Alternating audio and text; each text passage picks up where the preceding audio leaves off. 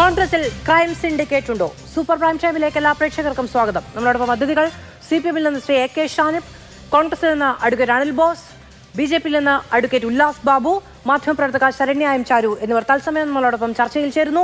ഒരിക്കൽ കൂടി എല്ലാവർക്കും സ്വാഗതം. അഡ്വക്കേറ്റ് അനിൽ ബോസ്, കേൾക്കാമോ?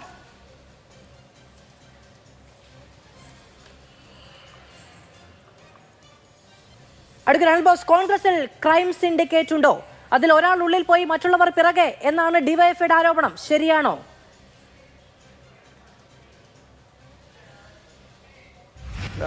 കേരളത്തിൽ അധികാരത്തിലിരിക്കുന്നത് കോൺഗ്രസ് പാർട്ടിയല്ല കഴിഞ്ഞ 10 വർഷക്കാലമായി. അങ്ങനെ ഏതെങ്കിലും ക്രിമിനൽസ് കോൺഗ്രസിൽ മാത്രമല്ല ഏതു പാർട്ടിയിലുണ്ടെങ്കിലും പിടിക്കണം. നിലവിലെ സാഹചര്യത്തിൽ കഴിഞ്ഞ കുറച്ച് കാലങ്ങളായി നമ്മൾ ചർച്ച ചെയ്യുന്ന കേസുകളിൽ 10-8 കേസിലും പ്രതി CPM-കാരാണ്. ഇപ്പോൾ ചർച്ച ചെയ്യുന്ന സ്ത്രീ വിഷയം എടുത്താലും PT കുഞ്ഞുമുഹമ്മദ് അടക്കമുള്ള ആളുകൾ ക്രിമിനലുകളായി നിൽക്കുകയാണ്. അപ്പോൾ അതുകൊണ്ട് എല്ലാ സിൻഡിക്കേറ്റുകളെയും കയ്യാമം വയ്ക്കാൻ വേണ്ടിയുള്ള നടപടികൾ സ്വീകരിക്കട്ടെ.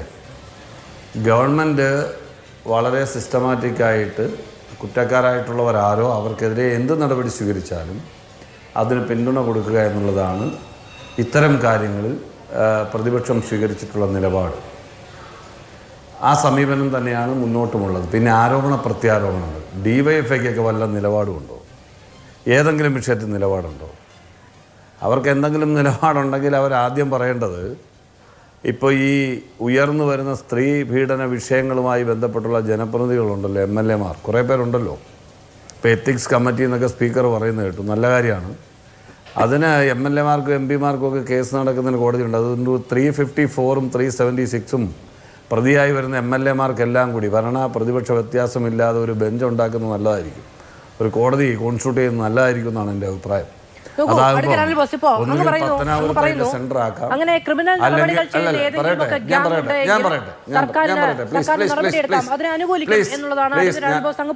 നോക്കൂ, ഇപ്പോ അതെപ്പോഴാണ്? ഇന്നിപ്പോൾ ഈ കേസ് മൂന്നാമത്തെ കേസ് വന്നപ്പോൾ മുതൽ തന്നെ ശരി പൂർത്തിയായിരിക്കും. വിഷയത്തിൽ നിന്ന് മാറിപ്പോയതുകൊണ്ടാണ് ഞാൻ പറഞ്ഞത്. ആദ്യത്തെ ചോദ്യത്തിന് ഞാൻ പൂർത്തിയാക്കാം. ആ ചോദ്യത്തിന്റെ ഉത്തരം പറഞ്ഞു കഴിഞ്ഞതിന് ശേഷം മാറിപ്പോയില്ലല്ലോ. അല്ലല്ല, നിങ്ങൾ ചോദിക്കുന്ന ചോദ്യത്തിന് ഉത്തരം മാത്രമല്ലല്ലോ എൻ്റെ ഡ്യൂട്ടി ഇവിടെ വന്ന് പറയാനായിട്ട്. അപ്പം ഞാൻ പറഞ്ഞത് നിലവിൽ ക്രൈം സിൻഡിക്കേറ്റ് ഉണ്ടെങ്കിൽ പ്രത്യേകിച്ച് MLA-മാരടക്കമുള്ള ആളുകൾ പ്രതിയാകുന്ന സാഹചര്യത്തിലാണല്ലോ ഈ ചർച്ച. അപ്പോൾ അത്തരൊരു സാഹചര്യത്തിൽ അതിന് സ്പെഷ്യൽ കോർട്ട് കോൺസ്റ്റിറ്റ്യൂട്ട് ചെയ്യട്ടെ. 354-ഉം 376-ഉം പിന്നെ പരിശോധിക്കാൻ വേണ്ടി ഒരു കോടതി വരട്ടെ.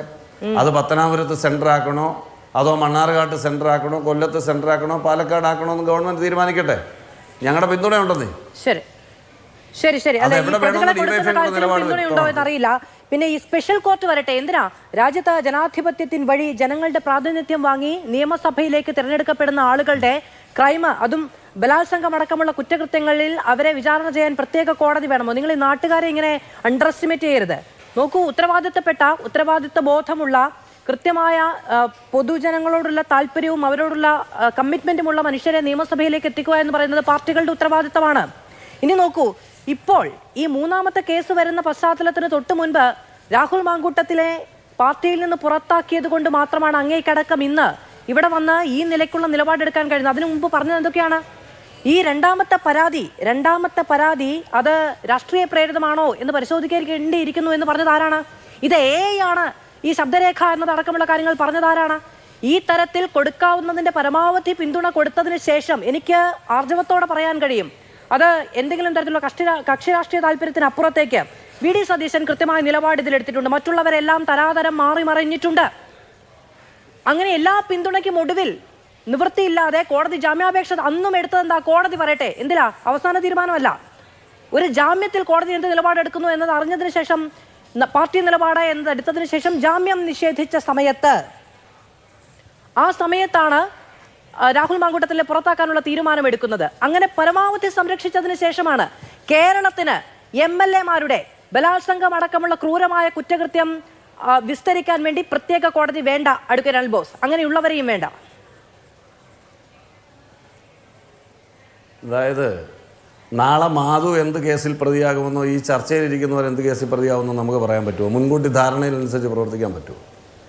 നിലവിൽ കോൺഗ്രസ് പാർട്ടിയിൽ പ്രവർത്തിച്ച ഒരു ചെറുപ്പക്കാരൻ, ഊർജ്ജസ്വലനായ വിദ്യാസമ്പന്നനായ ഒരു ചെറുപ്പക്കാരൻ യൂത്ത് കോൺഗ്രസിൻ്റെ പ്രസിഡൻ്റായി തിരഞ്ഞെടുക്കപ്പെട്ടു വരുന്നു. അദ്ദേഹം നല്ല രീതിയിൽ സമര പോരാട്ടങ്ങളിൽ നിൽക്കുന്നു. ഞങ്ങൾ സീറ്റ് കൊടുക്കുന്നു. അദ്ദേഹം ജയിക്കുന്നു. ജനങ്ങൾ ജയിപ്പിച്ചു. എന്തുകൊണ്ടാണ് ജനങ്ങൾ ജയിപ്പിച്ചത്? ഞങ്ങൾ പറഞ്ഞുകൊണ്ട് മാത്രമാണോ? ആ സ്ഥാനാർത്ഥിക്ക് ഞങ്ങളുടെ മാത്രം വോട്ട് കൊണ്ട് ജയിക്കുമോ? കോൺഗ്രസ്സുകാരോ UDFകാരോ മാത്രം വോട്ട് ചെയ്താൽ കേരളത്തിൽ എല്ലാ മണ്ഡലത്തിലും ജയിക്കുമെങ്കിൽ ഞങ്ങൾ 140 സ്ഥലത്തും ജയിക്കണമല്ലോ. അപ്പോൾ അങ്ങനല്ല, ഓരോ സ്ഥാനാർത്ഥികളുടെ പെർഫോമൻസ് കൂടി വലിയ ഘടകമാണ്. അപ്പം പാലക്കാട്ടെ സ്ഥാനാർത്ഥി എന്നുള്ള നിലയിൽ UDFിൻ്റെ കൂട്ടായ പ്രവർത്തനവും സ്ഥാനാർത്ഥിയുടെ മികവും കൂടിയായപ്പോൾ ജനങ്ങൾ അദ്ദേഹത്തിന് വോട്ട് ചെയ്തു. ഞങ്ങളെ സംബന്ധിച്ചിടത്തോളം ഞങ്ങൾക്ക് അദ്ദേഹത്തിൻ്റെ പേരിൽ ഏതെങ്കിലും കേസുള്ളതായിട്ട് ഞങ്ങൾക്ക് ആർക്കും അറിയില്ല. ഒരു സുപ്രഭാതത്തിൽ അദ്ദേഹത്തിനെതിരെ ആരോപണം ഉയർന്നു വരുന്നു. ആരോപണമാണ്, കേസല്ല. അത് വ്യക്തമായി മനസ്സിലാക്കണം. ചുമ്മാ ചർച്ചയിലിരുന്നുകൊണ്ട് വാത് വെച്ച് ആങ്കറാണ് അതുകൊണ്ട് അങ്ങ് അടിച്ചേൽപ്പിക്കാമെന്ന വ്യാമോഹമൊന്നും ശരിയല്ല. അപ്പം നിലവിലൊരു ആരോപണം ഉയർന്നു വരുന്നു, കേസില്ല, പരാതിക്കാരില്ല. എന്താ ചെയ്തത്? യൂത്ത് കോൺഗ്രസിൻ്റെ പ്രസിഡന്റ് സ്ഥാനം അദ്ദേഹം രാജിവെച്ചതിന് ശേഷം വീണ്ടും അത് ഗൗരവമായി പൊതുമണ്ഡലത്തിൽ ചർച്ച ചെയ്തപ്പോൾ അദ്ദേഹത്തെ സസ്പെൻഡ് ചെയ്തു. വീണ്ടും അദ്ദേഹത്തിനെതിരെ പരാതിയും കൂടുതൽ വിവാദങ്ങളും ഉയർന്നു വന്നപ്പോൾ വളരെ കൃത്യമായ ബോധ്യത്തോടു കൂടി പാർട്ടി അദ്ദേഹത്തെ പാർട്ടിയുടെ പ്രാഥമിക അംഗത്തിൽ നിന്ന് പുറത്താക്കി. ജനങ്ങൾ തിരഞ്ഞെടുത്ത ഒരു MLA നേരിട്ട് അയോഗ്യനാക്കാൻ ഞങ്ങൾക്ക് എന്താ കാര്യം? ഞങ്ങൾ പുറത്താക്കി കഴിഞ്ഞാൽ ഞങ്ങൾക്ക് വിപ്പ് കൊടുക്കാൻ പാടില്ല എന്ന് നിങ്ങൾക്കറിയില്ലേ? ഞങ്ങളുടെ പാർട്ടിയിലാണ് നിൽക്കുന്നതെങ്കിൽ ഞങ്ങൾക്ക് വിപ്പ് കൊടുക്കാം. ആ വിപ്പ് പാലിച്ചില്ലെങ്കിൽ, വിപ്പ് ലംഘിച്ചതിന് ഞങ്ങൾക്ക് കേസ് കൊടുക്കാം. അയാളെ അയോഗ്യനാക്കാൻ ഞങ്ങൾക്ക് കോടതിയിലേക്ക് പോകാം. അതാണ് നാട്ടിൽ നിലനിൽക്കുന്ന വ്യവസ്ഥ. മനസ്സിലായില്ലേ? അപ്പോൾ അങ്ങനെ പാർട്ടിയിൽ ഇല്ലാത്ത ഒരാൾക്ക് എങ്ങനെയാണ് ഞങ്ങൾ വിപ്പ് കൊടുക്കുന്നത്? പാർട്ടിയിൽ നിന്ന് പുറത്താക്കാൻ കഴിഞ്ഞാൽ ഞങ്ങളുടെ കയ്യിൽ നിന്ന് പോയി. ഇനി അതിൻ്റെ നടപടി എന്ന് പറഞ്ഞാൽ ജനങ്ങളുടെ കോടതിയിലേക്ക് വരുമ്പോൾ അടുത്ത തെരഞ്ഞെടുപ്പ് വരാൻ ഇനി 10-70 ദിവസമേ ഉള്ളൂ. ഞങ്ങൾ സ്ഥാനാർത്ഥിത്വം കൊടുക്കുമോ ഇല്ലയോ? നിങ്ങളത് പരിശോധിക്കുക. ഞങ്ങൾ പാർട്ടിയിൽ ഏതെങ്കിലും പൊസിഷനിലേക്ക് തിരിച്ചു കൊണ്ടുവന്നോ? അത് പരിശോധിക്കുക. പിന്നെ നിങ്ങൾ പറഞ്ഞല്ലോ ഞങ്ങളെല്ലാവരും അങ്ങ് വാതുവെച്ച്. തുടക്കത്തിൽ ഒരു പക്ഷേ പാർട്ടിക്കകത്ത് നിൽക്കുന്ന ഒരാൾക്കെതിരെ ആരോപണം ഉയർന്നു വരുമ്പോൾ സ്വാഭാവികമായും പാർട്ടി പ്രവർത്തകരെ സംരക്ഷിക്കാൻ ഏത് നേതാവും പ്രതികരിച്ചെന്നിരിക്കും. പക്ഷേ ഈ ചർച്ചയിൽ പങ്കെടുക്കുന്ന ഒരാളെന്നുള്ള നിലയിൽ എനിക്ക് ഉത്തരവാദിത്തപ്പെട്ട നിലയിൽ പറയാൻ കഴിയും, തുടക്കം മുതൽ ഈ ചർച്ചയിൽ പങ്കെടുക്കുന്ന ഞാൻ ഈ വിഷയവുമായി ബന്ധപ്പെട്ട ഒരു ചർച്ചയിലും രാഹുൽ മാങ്കൂട്ടത്തിലെ ന്യായീകരിച്ചിട്ടുള്ള ആളല്ല. എൻ്റെ ഫേസ്ബുക്ക് പേജിലടക്കം നിലപാട് വ്യക്തമാക്കിയിട്ടുണ്ട്. ഉയർന്നു വന്ന ആരോപണങ്ങളിൽ അദ്ദേഹം മാറി നിൽക്കണമെന്ന് പറഞ്ഞിട്ടുണ്ട്. പാർട്ടിയെടുത്ത നടപടിയെ ശ്ലാഘിച്ചിട്ടുണ്ട്, പിന്തുണച്ചിട്ടുണ്ട്. അതിനെതിരായി നടന്നിട്ടുള്ള എല്ലാ ക്യാമ്പയിനെയും തള്ളി പറഞ്ഞിട്ടുണ്ട്. അന്നും തള്ളി പറഞ്ഞിട്ടുണ്ട്, ഇന്നും തള്ളി പറയുന്നു. മനസ്സിലായില്ലേ?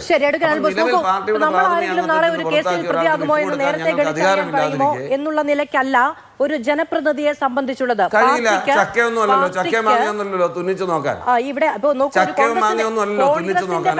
ആണ് എന്നുള്ളത് കൊണ്ടും അടിച്ചേൽപ്പിക്കാൻ കഴിയില്ല. ഞാനും കൂടി പറഞ്ഞു തീർക്കട്ടെ. അപ്പോ അങ്ങനെ ആ നിലയ്ക്ക് അടുക്കൽ അൽബോസ്. പക്ഷെ ഒരു രാഷ്ട്രീയ പാർട്ടിക്ക് ആ രാഷ്ട്രീയ പാർട്ടിയുടെ ഘടകങ്ങളിലൂടെ വളർന്നു വരുന്ന ഒരാളെ കുറിച്ച് കൃത്യമായ ബോധ്യമുണ്ടാകാനുള്ള സമയമെടുക്കണം, ബോധ്യമുണ്ടാകണം. അവിടെ കൊണ്ടുപോയി ഇറക്കുമ്പോൾ ഇവിടെ പാലക്കാട്ടുള്ളവർക്ക് റിഗ്രറ്റ് ചെയ്യേണ്ടി വരില്ല, തലകുനിക്കേണ്ടി വരില്ല എന്ന ഉറപ്പ് അവിടെ ഉണ്ടായിരുന്ന ആളുകൾ കൊടുക്കുമ്പോൾ അവർക്ക് ഉറപ്പുണ്ടാകണം. മിനിമം ഇല്ലാത്ത ഉറപ്പ് കൊടുക്കാൻ പാടില്ലല്ലോ ജനങ്ങൾക്ക് എന്നുണ്ടാകണം എന്നുള്ളതേ പറഞ്ഞുള്ളൂ. പാലക്കാട് സ്വതന്ത്രമായി മത്സരിച്ചാലും ജയിക്കും എന്നുള്ളതാണ് അത്ര അദ്ദേഹത്തിന്റെ ആത്മവിശ്വാസം. പോലീസുകാരോട് അത്തരത്തിൽ പിറുപിറുത്തു എന്നും കേൾക്കുന്നു. ഞാൻ വരാങ്ങിലേക്ക് അടുക്കൽ ഉല്ലാസ് ബാബു നോക്കൂ. ഇപ്പൊ ഈ മൂന്നാമത്തെ കേസുമായി ബന്ധപ്പെട്ട് വളരെ കൃത്യമായി അങ്ങനെ പറഞ്ഞു പോകരുതേ. അല്ല, ഞാനങ്ങനെ ചോദ്യം ചോദിച്ചില്ല. ഞാനും ആരോപണം ഉന്നയിച്ചില്ല. ചോദ്യം ചോദിച്ചില്ല. അങ്ങനെയാണെങ്കിൽ എനിക്ക് കാര്യം അങ്ങ് CPM 2 ചോദ്യം ചോദിച്ചു, അങ്ങ് 2 ഉത്തരം പറഞ്ഞു. അങ്ങയോട് ഞാൻ 2 ചോദ്യം ചോദിച്ചു, അങ്ങ് 2 ഉത്തരം പറഞ്ഞു. ഞാൻ ഒരാരോപണവും ഉന്നയിച്ചില്ല. പാർട്ടിക്ക് ബോധ്യമുണ്ടാകണമെന്ന് പറഞ്ഞുള്ളൂ. പാർട്ടിക്ക് ബോധ്യമുണ്ടാകണമെന്ന് പറഞ്ഞുള്ളൂ. PK ശശിയുടെ ചോദ്യം ഞാൻ അങ്ങോട്ട് ചോദ്യം ചോദിച്ചില്ല. പ്രേക്ഷകരോട് സംസാരിക്കാം. ചോദ്യം ചോദിച്ചില്ലെന്നേ. ഞാൻ അത്തരത്തിൽ എന്റെ അടുത്ത് ആരോപണം ഉന്നയിച്ചു കഴിഞ്ഞാൽ ആരോപണത്തിന് ഞാൻ ഉന്നയിച്ച ആരോപണം എന്താ? ഇവിടെ ഞങ്ങളുടെ പാർട്ടിയിൽ എങ്ങനെ വരണമെന്ന് കൃത്യമായി ഞങ്ങൾക്ക് പരിശോധനകളൊക്കെ തന്നെ നടത്തിയാണ് വരുന്നത്.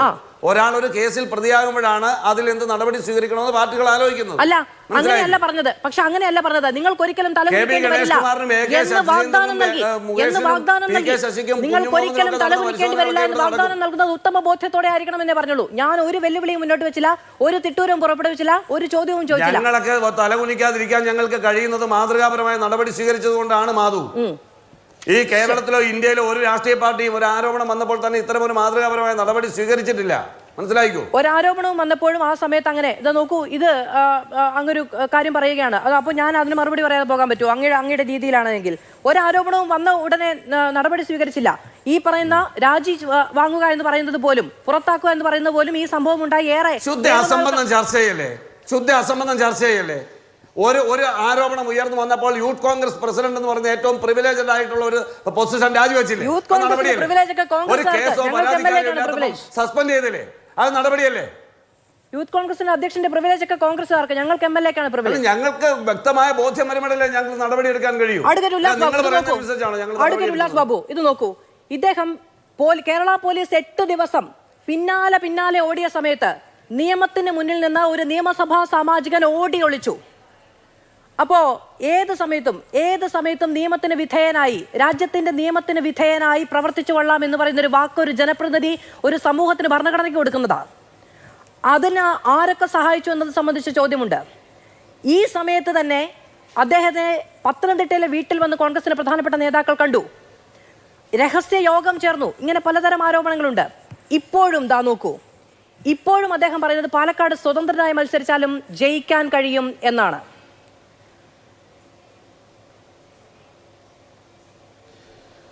അല്ല, അയാൾ സ്വതന്ത്രനായിട്ട് മത്സരിക്കാതിരിക്കണോ എന്ന് നിയമവും പോലീസും ഒക്കെ തീരുമാനിച്ചോട്ടെ. പാലക്കാടത്തെ ജനങ്ങളെ സംബന്ധിച്ചിടത്തോളം ഒരു കാര്യമുള്ളൂ മധു, ഇതിനകത്ത് പാലക്കാട് ജനങ്ങളിലെ അവിടെ 2 ടേം MLA ആയിരുന്നു, 2 അല്ല 1 ടേം പകുതിയല്ലേ ഉള്ളൂ, 3-ാം ടേം പകുതിയായി MLA ആയിരുന്ന ഷാഫി പറമ്പിലാണ് ഇദ്ദേഹത്തെ കെട്ടിയിറക്കുന്ന സമയത്ത് പാലക്കാട് ജനങ്ങളോട് പറയുന്നത് എന്താ പറയുന്നത്? ഒരു കാരണവശാലും നിങ്ങൾക്ക് തലകുനിക്കേണ്ടി വരില്ല, റിഗ്രറ്റ് ചെയ്യേണ്ടി വരില്ല, പരിപൂർണമായി അത്ര മിടുക്കനാണ് എന്ന് പറഞ്ഞു. അനിൽ ബോസിന് ഒരു മറുപടി ഉണ്ട്. അനിൽ ബോസ് പറഞ്ഞു, ഞങ്ങൾ പലതരം പ്രക്രിയയിലൂടെയാണ് ഒരു സീറ്റ് കൊടുക്കുന്നത്. ശരിയാണ് അനിൽ ബോസെ, അങ്ങനെ നിങ്ങൾ സീറ്റ് കൊടുക്കുന്ന സമയത്ത് ജനങ്ങൾ വിശ്വസിക്കുന്നത് ഈ വ്യക്തിയെ അല്ല, അത് തെറ്റാണ്. കോൺഗ്രസ് എന്ന് പറയപ്പെടുന്ന പാർട്ടിയുടെ കൈപ്പത്തി ചിഹ്നത്തിൽ നിങ്ങളുടെ KPCC അധ്യക്ഷൻ ഒപ്പിട്ട് കൊടുത്ത കടലാസിന്റെ അടിസ്ഥാനത്തിൽ അനുവദിക്കുന്ന ചിഹ്നത്തിൽ, ഇലക്ഷൻ കമ്മീഷന്റെ മുമ്പിൽ കൊടുത്ത ചിഹ്നത്തിൽ മത്സരിച്ച വ്യക്തി, കോൺഗ്രസ് പാർട്ടിക്ക് ജനം വോട്ട് ചെയ്യുന്നത് കോൺഗ്രസ് പാർട്ടിക്കാണ്. ആ കോൺഗ്രസ് പാർട്ടി കെട്ടിയേർക്കുന്ന വ്യക്തി എന്ന് പറയപ്പെടുന്നത് അത് കുഴപ്പമുണ്ടാകില്ല എന്നുള്ള ബോധ്യത്തിന്റെ അടിസ്ഥാനത്തിലാണ് പാലക്കാട് ജനങ്ങൾ വോട്ട് ചെയ്തത്. അങ്ങയുടെ തന്നെ വാക്കുകൾ കടമെടുത്താൽ കോൺഗ്രസ്സുകാർക്ക് മാത്രമല്ല പാലക്കാട്ടെ ജനങ്ങൾക്കും ഇത് ചക്കി മാങ്ങിയല്ല, കുത്തി ഉള്ളിൽ വല്ലതും പഴുത്തുണ്ടോ ചീഞ്ഞതാണോ എന്ന് അറിയാനായിട്ട്. അപ്പൊ സ്വാഭാവികമായിട്ട് അവിടെ ആ പാർട്ടിയെയാണ് പാലക്കാട് ജനം വിശ്വസിക്കുന്നത്. അതിന്റെ അടിസ്ഥാനത്തിലാണ് അവർ വോട്ട് ചെയ്തത്. അതിനെ അഡ്രസ്സ് ചെയ്യുന്നതും അത് കുഴപ്പമില്ല, അത് കൊള്ളാവുന്നവനാണ് എന്ന് പറഞ്ഞതാരാ? നിങ്ങളുടെ MP ആണ്, മുൻ MLA ആണ്, പൂർണ്ണമായിട്ട് ഉത്തരവാദിത്വത്തിന്റെ അടിസ്ഥാനത്തിൽ കൊടുക്കുന്നത്. നിങ്ങളുടെ നേതാക്കന്മാരടക്കം ഇങ്ങനെ വരിയായിട്ട് അവിടെ വന്ന് അതിന് എല്ലാവിധ പിന്തുണയും കൊടുത്തത്. അപ്പൊ സ്വാഭാവികമായിട്ട് നിങ്ങളുടെ പാർട്ടിക്ക് ഉത്തരവാദിത്വമുണ്ട്. അവിടെ നിങ്ങൾ കളിച്ച പൊളിറ്റിക്സ് എന്താണ്? നിങ്ങൾ യൂത്ത് കോൺഗ്രസിന്റെ പുറത്താക്കി. യൂത്ത് കോൺഗ്രസ് നിങ്ങൾക്ക്, യൂത്ത് കോൺഗ്രസ് കോൺഗ്രസ്സുകാർക്ക്. ജനങ്ങളെ സംബന്ധിച്ചിടത്തോളം പൂർണ്ണമായിട്ടും ഒരു MLA എന്ന രീതിയിൽ ആ MLA-യോടാണ് അവർക്ക് കടപ്പാടുള്ളത്, അല്ലെങ്കിൽ MLA ആണ് അവർക്ക് ആവശ്യം. അതുകൊണ്ട് യൂത്ത് കോൺഗ്രസിലെ പ്രസിഡന്റ് സ്ഥാനമൊന്നല്ല അവർക്ക് ആവശ്യം. അത് നിങ്ങൾ പുറത്താക്കാതിരിക്കുക. യൂത്ത് കോൺഗ്രസിലെ പ്രസിഡന്റ് ആവാനുള്ള ഒരു യോഗ്യത കുറവ് ആൾക്കില്ല, എല്ലാ യോഗ്യത ആൾക്കുണ്ട്. അപ്പോൾ പിന്നെ അത് ഞങ്ങളോട് ചർച്ച ചെയ്യേണ്ട. നിങ്ങൾ എന്തുകൊണ്ട് KPCC അദ്ദേഹത്തിന്റെ MLA സ്ഥാനത്തിന്റെ രാജി എഴുതി മേടിച്ചില്ല? കൃത്യമായ രാഷ്ട്രീയമല്ലേ? ആ രാഷ്ട്രീയം നിങ്ങൾ ഇവിടെ നടപ്പിലാക്കുകയല്ല ചെയ്തേ. അപ്പൊ ജനങ്ങൾ എന്ത് വേണമെങ്കിൽ അനുഭവിച്ചോട്ടെ, ജനങ്ങൾ കൊള്ളുകയോ തള്ളുകയോ ചെയ്തോട്ടെ, ഞങ്ങൾക്ക് അതിനകത്ത് ഉത്തരവാദിത്തമില്ല എന്ന് പറയുമ്പോൾ നിങ്ങളുടെ ചിഹ്നത്തിൽ മത്സരിപ്പിച്ച് നിങ്ങൾ കെട്ടി എഴുന്നള്ളിച്ച വ്യക്തി ഈ വക കാര്യങ്ങൾ ചെയ്യുന്ന സമയത്ത് അതിന്റെ ഉത്തരവാദിത്തം പറയേണ്ട ബാധ്യത എന്താണ് പാലക്കാട്ടും കേരള ജനതകൾക്കും? ആ ചോദിക്കുന്ന ചോദ്യത്തിൽ എന്താ മറുപടി കുറവുള്ളത്? എന്താണ് അതിൻ്റെ ഒരു ക്ലാരിറ്റി കുറവുള്ളത്? 2, കേരള പോലീസ് ഒരു കാര്യം വ്യക്തമാക്കണ്ടേ, ഇടതുപക്ഷം ഒരു കാര്യം വ്യക്തമാക്കണ്ടേ? ഇദ്ദേഹം മാറി നിൽക്കുന്ന സമയത്ത് ബാംഗ്ലൂരിലേക്കും കോയമ്പത്തൂരിലേക്കും സേലത്തിലേക്കും ഇങ്ങനെ നടന്ന് കളിക്കുന്ന സമയത്ത് ആരാണ് പിന്തുണ കൊടുത്തിരുന്നത്? ആരാണ് സ്ഥലം ഒരുക്കി കൊടുത്തത്? ആരാണ് സൗകര്യങ്ങൾ ഒരുക്കി കൊടുത്തത് എന്ന് ഉത്തരവാദിത്തം ചോദിച്ച് ജനങ്ങളോട് പറയേണ്ട ഉത്തരവാദിത്തം കേരള പോലീസിനുണ്ട്, കേരള സർക്കാരിനുണ്ട്. കാരണം ഇദ്ദേഹം MLA അല്ലേ. ആ MLA സംബന്ധിച്ചിടത്തോളം ഈ കളിച്ച നിങ്ങൾ നാട്ടിൽ വന്നാൽ ഒരു സംഘം ആളുകളുമായി ഞാൻ വീട്ടിൽ വരുമെന്നാണ്. ഈ സംഘം ഏതാണ്? ഇദ്ദേഹം പോകാൻ തുടങ്ങുമ്പോൾ അതിജീവിതയുടെ വീട്ടിലേക്ക് മാർച്ച് ചെയ്യാൻ തയ്യാറായി നിൽക്കുന്ന സംഘം. ഞാൻ ചോദിക്കട്ടെ, ഈ കള്ളത്തരങ്ങൾക്ക് മുഴുവൻ കൂട്ടുനിന്ന് സകലവിധ ഇയാളുടെ വേട്ടത്തരങ്ങൾക്കും കൂട്ടു നിന്നിട്ടുള്ള ഒരുത്തന് ഇവർ സീറ്റ് കൊടുത്തല്ലോ. ആരാ? ഏതാ? ഒരു ഫെനീനായിനാനോ? അയാൾക്ക് സീറ്റ് കൊടുത്തില്ലേ? പഞ്ചായത്ത് തെരഞ്ഞെടുപ്പിൽ ആ സമയത്ത് വലിയ ചർച്ച കൊണ്ടുവന്നല്ലേ? എന്താ അതിന്റെ കഥ കൃത്യം? ഇന്നലെ കെ മുരളീധരൻ നിങ്ങളുടെ നേതാവല്ലേ, അദ്ദേഹം എന്താ പറഞ്ഞേ? ഒതേനൻ മറ്റേ മലബാറിന്റെ ഭാഷയിൽ അദ്ദേഹം പറഞ്ഞു ഒതേനൻ ചാടാത്ത മതിലില്ലാത്രേ. ചാടാത്ത മതിലില്ലാന്ന്. അങ്ങനെ മതിൽ ചാടുന്നവന് ജനങ്ങളെ വേട്ടയാടാനായിട്ട് നിങ്ങൾ ഇട്ടുകൊടുത്തു അനിൽ ബോസെ, കോൺഗ്രസ് പാർട്ടി. ജനങ്ങളെ വേട്ടയാടാൻ നിങ്ങൾ ഇതുപോലെ മതിൽ ചാട്ടക്കാരെ ഇട്ട് കൊടുക്കുന്നിടത്താണ് ഞങ്ങളുടെ ചോദ്യം ഉയരുന്നത്. അപ്പൊ നിങ്ങൾക്ക് ഇട്ട് കൊടുക്കുന്ന സമയത്ത് ആ ജനങ്ങളുടെ ഉത്തരവാദിത്വം നിങ്ങൾ ഏറ്റെടുത്തുകൊണ്ട് MLA ആക്കി ഞങ്ങൾ തെരഞ്ഞെടുത്ത വ്യക്തി അതിന് യോഗ്യനല്ല എന്ന ബോധ്യത്തിന്റെ അടിസ്ഥാനത്തിൽ KPCC അദ്ദേഹത്തെ MLA സ്ഥാനം രാജിവെപ്പിക്കുന്നു എന്ന് പറയാനുള്ള ഉത്തരവാദിത്വം കൂടി നിങ്ങൾ കാണിക്കണമായിരുന്നു. അത് രാഷ്ട്രീയ മര്യാദയാണ്. ആ മര്യാദ നിങ്ങൾ കാണിക്കാതിരിക്കുമ്പോൾ ജനങ്ങൾ നിങ്ങളോട് മറുപടി പറഞ്ഞോളൂ. അതിലും ദിവസങ്ങളൊന്നുമില്ലല്ലോ. പക്ഷെ അത് കാണിക്കേണ്ട ബാധ്യതയുണ്ട്. പിന്നെ അതിന് നിങ്ങൾ ന്യായീകരിക്കുന്നത് യാഥാർത്ഥ്യമായ കാര്യമല്ല. ഷാഫി പറമ്പിൽ അറിയാത്തതാണോ? VD സതീശൻ അറിയാത്തതാണോ? രമേശ് ചെന്നിത്തലയ്ക്ക് അറിയാത്തതാണോ? നിങ്ങളുടെ പാർട്ടിയുടെ അടൂർ പ്രകാശ് അടക്കമുള്ള KC വേണുഗോപാൽ അടക്കമുള്ള പാർട്ടിയുടെ സകല നേതാക്കന്മാർക്കും ഇദ്ദേഹത്തിന്റെ ഈ ചെയ്തികളെ കുറിച്ച് അറിയാമല്ലോ. ഇലക്ഷൻ നിൽക്കുന്നതിനൊക്കെ മുമ്പ് അറിയാമല്ലോ. പരാതികൾ നിരവധി നിങ്ങൾക്ക് കിട്ടിയിട്ടുണ്ടല്ലോ. നിങ്ങൾക്ക് കിട്ടിയ പരാതികൾ നിങ്ങൾ അടയിരുന്നില്ലേ? പ്രതിപക്ഷ നേതാവായിരുന്ന വ്യക്തിയും ആ കാര്യം കൃത്യമായി എൻഡോസ് ചെയ്തില്ലേ? എനിക്ക് പരാതി കിട്ടിയിട്ടുണ്ട് എന്ന്. ആ കിട്ടിയ പരാതി അദ്ദേഹം എന്തുകൊണ്ട് പോലീസിന് കൈമാറിയില്ല? അപ്പൊ ഇതിനേക്കാൾ വലിയ പരാതികൾ, ഇതിന് ഇരട്ടി പരാതികൾ കിട്ടിയിട്ടുണ്ട്. ഇദ്ദേഹത്തെ കുറിച്ച് അറിയാം. നിങ്ങൾ എന്തുകൊണ്ട് അതിനകത്ത് കൃത്യമായിട്ടുള്ള നടപടികളും ഇടപെടലുകളും ഉണ്ടായിട്ടില്ല? ഇനി ഒറ്റ കാര്യം പറയാം. ഇടതുപക്ഷത്തിന്റെ MLA മാർക്കെതിരെ നിങ്ങളുടെ നേതാക്കന്മാർ യുദ്ധം നടത്തിയില്ലേ? നിങ്ങളുടെ നേതാക്കന്മാർ മാർച്ച് നടത്തിയില്ലേ? നിങ്ങളുടെ നേതാക്കന്മാർ കല്ലേറ് നടത്തിയില്ലേ? അപ്പൊ അങ്ങനെയാണ് എങ്കിൽ നിങ്ങളുടെ യൂത്ത് കോൺഗ്രസിനും നിങ്ങളുടെ കോൺഗ്രസിനും ഇതേ രീതി ഇപ്പുറത്ത് കാണിച്ചുകൂടെ? ആ ചോദ്യത്തിന് ജനങ്ങൾ ചോദിക്കുന്നുണ്ടോ, ഏങ്കർ ചോദിക്കുന്നുണ്ടോ? എന്താണ് അനിൽ ബോസ് ആ നെഞ്ചത്ത് കയറിയിട്ട് നിങ്ങളാണ് കാക്കിച്ചത് വേണ്ടത്? നിങ്ങളുടെ നിലപാടിൽ പുറത്തു വന്ന സ്ക്രീൻഷോട്ടുകളിൽ നിന്ന് വ്യക്തമാകുന്ന കുറെ കാര്യങ്ങളുണ്ടല്ലോ. അതായത് ഭീഷണിയാണ്. ഞാൻ ഇനി വെറുതെ ഇരിക്കാൻ തീരുമാനിച്ചിട്ടില്ല. ഈ പറയുന്ന അതിജീവിതകൾക്കും അവരുടെ കുടുംബത്തിനും എതിരെ കിട്ടിയ നാണയത്തിൽ തിരികെ കൊടുക്കാനാണ് തീരുമാനം എന്നതടക്കം പറയുന്ന ഒരാൾക്ക് എങ്ങനെയാണ് ജാമ്യം നൽകുക? ഇത് നോക്കൂ, ഞാൻ നിയമത്തിനപ്പുറത്തേക്കുള്ള ഇടപെടലുകൾ നടത്തും എന്ന് പറയുമ്പോൾ നീ ചെയ്താൽ ഞാൻ താങ്ങും, ഞാൻ ചെയ്താൽ നീ താങ്ങില്ല എന്ന് പറയുമ്പോൾ അദ്ദേഹത്തിന് അതിനുള്ള അധികാരമുണ്ട് എന്നുള്ളിടത്താണ് ആ പ്രശ്നം. നിന്നെ കൊല്ലാൻ എനിക്ക് എത്ര സെക്കൻഡ് വേണം എന്ന് ചോദിച്ച അതേ ആത്മധൈര്യത്തോടെ ഇപ്പോഴും പറയുകയാണ് ഞാൻ ചെയ്താൽ നീ താങ്ങില്ല എന്ന്. അങ്ങനെ താങ്ങില്ല എന്ന് പറയാനുള്ള ആത്മവിശ്വാസം ഇപ്പോഴും അദ്ദേഹത്തിന് അധികാരമാണ്. മധു, നേരത്തെ കോൺഗ്രസിന്റെ പ്രതിനിധിയായിട്ട് സംസാരിച്ച ആള് പറയുന്നത് കേട്ടു. പിന്നെ ഞങ്ങൾ ഇന്നലെ തന്നെ അയാളെ പുറത്താക്കി എന്നുള്ള രീതിയിലാണ് ഇവർ സംസാരിക്കുന്നത്. അതായത് പരാതി കിട്ടിയപ്പോൾ തന്നെ ഞങ്ങൾ സസ്പെൻഡ് ചെയ്തു. കോടതി അയാൾക്ക് ജാമ്യം കൊടുക്കുന്നില്ല എന്ന് കണ്ടപ്പോൾ തന്നെ ഞങ്ങൾ ഇയാളെ പുറത്താക്കി. അതുകൊണ്ട് തന്നെ MLA സ്ഥാനം രാജിവെക്കാൻ ഇനി കോൺഗ്രസിന് പറയാൻ പറ്റില്ല എന്നാണ് ഇവർ പറയുന്നത്. നമ്മളൊരു കാര്യം മനസ്സിലാക്കണം. കഴിഞ്ഞ 3-3.5 വർഷമായിട്ട് രാഹുലിനെതിരെ രാഹുലിന്റെ പാർട്ടിക്കകത്ത് തന്നെയുള്ള, അത് കോൺഗ്രസിനകത്തായിക്കോട്ടെ യൂത്ത് കോൺഗ്രസിനകത്തായിക്കോട്ടെ, ഈ 2 പ്രസ്ഥാനങ്ങൾക്കും അകത്തുള്ള സ്ത്രീകൾ തന്നെ നിരന്തരം പാർട്ടിക്കകത്ത് പരാതിപ്പെട്ടിട്ടുണ്ട്. അപ്പം രാഹുലിനെതിരെ പരസ്യമായിട്ട് ഒരു പ്രതികരണം ഉണ്ടാവുന്ന സമയത്ത് ആദ്യം രംഗത്ത് വരുന്നത് കോൺഗ്രസ്സുകാരായിട്ടുള്ള സ്ത്രീകളാണ്, അല്ലെങ്കിൽ യൂത്ത് കോൺഗ്രസിനകത്ത് പ്രവർത്തിക്കുന്ന സ്ത്രീകളാണ്. അത് കഴിഞ്ഞിട്ടാണ് നമ്മൾ ഇപ്പോൾ ചർച്ച ചെയ്യുന്ന ഇത്രയും വലിയ വലിയ പരാതികളും ക്രൈമിന്റെ വിവരങ്ങളും കേസുകളും ഒക്കെ ഉണ്ടാവുന്നത്. അപ്പം ആദ്യഘട്ടത്തിൽ സംസാരിച്ചതൊക്കെ കോൺഗ്രസിനകത്ത് ആളുകളാണ്. ആ പരാതികളൊക്കെ മൂടി വെക്കുകയും ഇല്ലാണ്ടാക്കുകയും അതിനകത്ത് തന്നെ കോംപ്രമൈസ് ചെയ്യുകയും ചെയ്തിട്ടാണ് 2024 പാലക്കാട് പോലൊരു മണ്ഡലത്തിൽ രാഹുലിനെ ഇവര് കൈപ്പത്തി ചിഹ്നത്തിന് മത്സരിപ്പിച്ച് വിജയിപ്പിക്കുന്നത്. ഇതിന്റെ ധാർമ്മികമായ ഉത്തരവാദിത്തത്തിൽ നിന്ന് ഒരു തരത്തിലും കോൺഗ്രസിന് മാറിയിക്കാൻ പറ്റില്ല. നമ്മൾ പരാതി കിട്ടുന്നതിന് മുന്നേ പുറത്താക്കി, പരാതി കിട്ടിയതിന് ശേഷം പിന്നെ പാർട്ടിയിൽ നിന്നേ പുറത്താക്കി, സസ്പെൻഡ് ചെയ്തു എന്നൊക്കെ പറഞ്ഞിട്ട് ഇപ്പൊ അയാളോട് രാജി ആവശ്യപ്പെടാതിരിക്കുന്നത് ഇയാൾക്ക് കോൺഗ്രസ് ഇപ്പോഴും കൊടുക്കുന്ന പിന്തുണയുടെ ഭാഗമായിട്ടാണ്. അല്ലെങ്കിൽ എടുത്തു നോക്കൂ, സോഷ്യൽ മീഡിയയിൽ രാഹുലിന് എതിരായിട്ട് ആര് എന്തെഴുതിയാലും അതിന്റെ താഴെ വരുന്ന പ്രതികരണങ്ങളിൽ ഭൂരിഭാഗവും കോൺഗ്രസ് അനുകൂലികളായിട്ടുള്ള ആളുകളുടെ ഭാഗത്തു നിന്നുണ്ടാവുന്നതാണ്. ഞാൻ അടക്കമുള്ള ആളുകൾ എഴുതുന്ന ഓരോ പോസ്റ്റിന് താഴെയും വരുന്ന സൈബർ അറ്റാക്ക് എന്ന് പറയുന്നത് അത്ര വലുതാണ്. ആ ഐഡികൾ പരിശോധിച്ചാൽ നമുക്കറിയാം ഇതൊക്കെ കോൺഗ്രസ് അനുഭാവികളായിട്ടുള്ള ആളുകളുടെ ഭാഗത്തു നിന്നുണ്ടാവുന്ന സാധനങ്ങളാണ്. അപ്പോൾ ഇവര് ധാർമ്മികമായിട്ടുള്ള ഇവരുടെ ഉത്തരവാദിത്തത്തിൽ നിന്നൊന്നും ഇവർക്ക് യാതൊരു കാരണവശാലും മാറി നിൽക്കാൻ പറ്റില്ല എന്നാണ് ഒന്നാമതായിട്ട് പറയാനുള്ളത്. യൂത്ത് കോൺഗ്രസ് അധ്യക്ഷ സ്ഥാനത്ത് നിന്ന് പുറത്താക്കിയ സമയത്ത് മാധ്യമങ്ങളടക്കം എല്ലാവരും ചോദിച്ച ഒരു കാര്യം എന്താണ്? നിങ്ങൾക്ക് ചുമക്കാൻ പറ്റില്ല, പക്ഷെ പാലക്കാട്ടെ ജനങ്ങൾ ചുമന്നോണം എന്ന്. MLA സ്ഥാനം രാജിവെക്കണമെന്ന് മുതിർന്ന ഒരൊറ്റ നേതാവ് പറഞ്ഞിരുന്നെങ്കിൽ ആ ചോദ്യം ചോദിക്കാൻ പൊതുസമൂഹത്തിന് കൂടുതൽ ഒരു ആർജവം ഉണ്ടാകുമായിരുന്നു. ആരും ചോദിച്ചില്ല, എന്നിട്ട് പുറത്താക്കി. അപ്പോഴെന്താ, പുറത്താക്കിയ ആളുടെ രാജി ഞങ്ങൾക്ക് ചോദിക്കാൻ പറ്റില്ലല്ലോ എന്നുള്ളത്.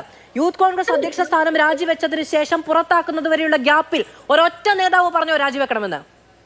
രാഹുലിനെ ഭയപ്പെടുന്നത് ആരാണ് എന്നുള്ള കാര്യം ഇവര് തന്നെ വ്യക്തമാക്കിയാൽ മതി. ഇവർ എന്തുകൊണ്ടാണ് ഇവർ രാഹുലിനെ ഭയപ്പെടുന്നത്, അല്ലെങ്കിൽ രാഹുലിനെ സംരക്ഷിക്കുന്ന ആള് ഭയപ്പെടുന്നത് എന്നുള്ളത് വ്യക്തമാക്കേണ്ടത് കോൺഗ്രസിന്റെ തലമുതിർന്ന നേതാക്കന്മാരും KPCC അധ്യക്ഷനും VD സതീശൻ അടക്കമുള്ള പ്രതിപക്ഷ നേതാവും തന്നെയാണ്. അതിന്റെ അകത്ത് ഒരു തർക്കവുമില്ല.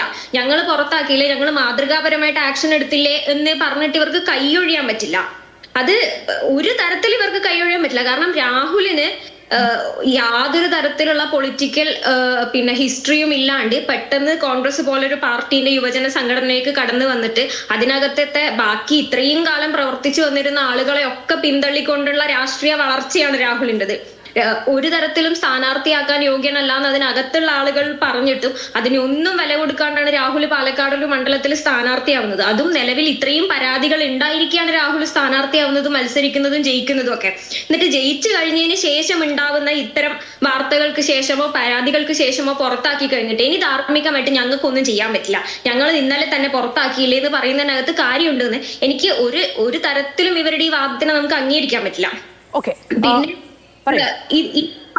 ഈ പാർട്ടി അയാൾക്ക് കൊടുക്കുന്ന ഒരു പ്രിവിലേജ് ഉണ്ട്.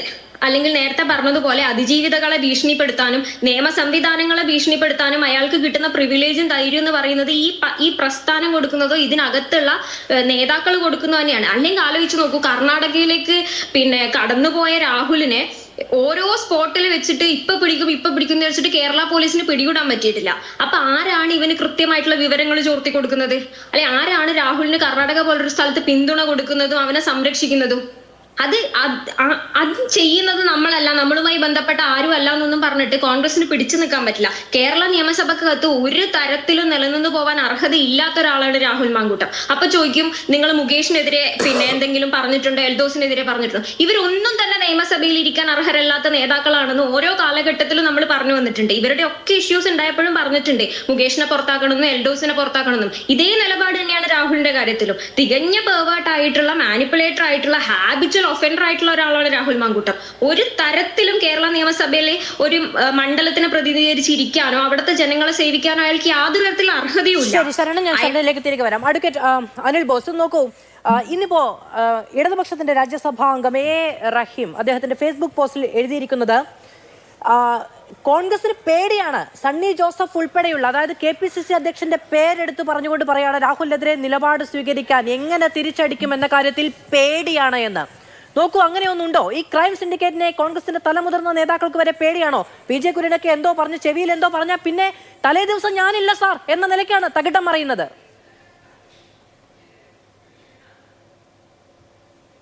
മാധു, ഇതിനു മുമ്പ് സംസാരിച്ച മാധ്യമപ്രവർത്തകരെന്ന് ഞാനിപ്പോൾ ഈ TV യിൽ കണ്ടു, എനിക്ക് പരിചയമില്ല. ഞാൻ ഇന്ന് വരെ ഇവർ മുകേഷിനെതിരെ സംസാരിച്ച് ഞാൻ കണ്ടിട്ടില്ല. അവരെവിടേക്കോ സംസാരിച്ചു എന്നാണ് പറഞ്ഞത്. അവർ AK ശശീന്ദ്രനെതിരെ സംസാരിച്ച് ഞാൻ കണ്ടിട്ടില്ല. PK ശശിക്കെതിരെയോ P ശശിക്കെതിരെയോ സംസാരിച്ച് ഞാൻ കണ്ടിട്ടില്ല. ഗണേഷ് കുമാറിനെതിരെ സംസാരിച്ച് കണ്ടിട്ടില്ല. ഈ വീറും വാശിയൊന്നും ഞങ്ങളാരും കണ്ടില്ല. ഇപ്പോഴും ഞാൻ ഈ ചർച്ചയിൽ കോൺഗ്രസ് പാർട്ടിയുടെ പ്രതിനിധിയായി പങ്കെടുക്കുമ്പോൾ രാഹുൽ മാങ്കൂട്ടത്തിനെ സംരക്ഷിക്കാനോ അദ്ദേഹം ചെയ്ത തെറ്റുകളെ ന്യായീകരിക്കാനോ അദ്ദേഹത്തിനെതിരെ എന്ത് നടപടി എടുക്കുന്നെങ്കിലും അതിന് പിന്തുണ കൊടുക്കുന്ന അടക്കമുള്ള മനോഭാവത്തോടു കൂടി വന്നിട്ടുള്ള ഒരാളാണ് ഞാൻ. അല്ലാതെ പ്രതിയെ ന്യായീകരിക്കാൻ വന്നിട്ടുള്ള ആളല്ല ഞാൻ. അത് വളരെ കൃത്യമാണ്. കോൺഗ്രസ് പാർട്ടിയുടെ പൊളിറ്റിക്കൽ പൊസിഷൻ അതാണ്.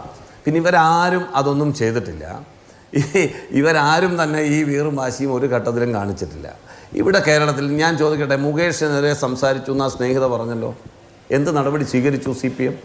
എന്താ നിങ്ങളുടെ അഭിപ്രായം? നിങ്ങളുടെ അഭിപ്രായം ഒന്ന് കേൾക്കട്ടെ. ഇന്നൊരു വിദ്വാൻ പറയുന്നത് കേട്ടു, സ്ത്രീ വിഷയത്തിൽ ഏറ്റവും നന്നായി പ്രതികരിക്കാൻ കഴിയുന്ന ആളാണ് ഗണേഷ് കുമാർ. ഭാര്യ യാമിനി തങ്കച്ചി പറഞ്ഞത് തൊട്ട് മുഴുവൻ കാര്യങ്ങളും ഒരു സർക്കാരിനെ പ്രതിസ്ഥാനത്ത് നിർത്താൻ വേണ്ടി കഴിയുന്ന തരത്തിലുള്ള മുഴുവൻ കൊള്ളകളും നടത്തിയ ഒരു പെൺ ലംബടൻ, അങ്ങനെ തന്നെ ഞാൻ പറയാം, സ്ത്രീ ലംബടൻ മന്ത്രിയായിട്ടിരിക്കുക. അവരിയ്ക്കുന്ന ഗവൺമെൻറ് എവിടെ ഇരിക്കുന്നത്? പിന്നെ പറഞ്ഞു, ഞങ്ങൾ കേരള പ്രദേശ് കോൺഗ്രസ് കമ്മിറ്റി അല്ല കുഞ്ഞെ, ആ മാധ്യമപ്രവർത്തകയായ കുഞ്ഞിനോട് ഞാൻ പറയുകയാണ് കേട്ടോ, കേരള പ്രദേശ് കോൺഗ്രസ് കമ്മിറ്റി അല്ല കേരളത്തിലെ DGPയെ നിയന്ത്രിക്കുന്നത്. അല്ല, കുഞ്ഞായാലും വലുതായാലും കേരള പ്രദേശ് കോൺഗ്രസ് കമ്മിറ്റി അല്ല, കേരള പ്രദേശ് കോൺഗ്രസ് കമ്മിറ്റി അല്ല പോലീസിനെ നിയന്ത്രിക്കുന്നത്.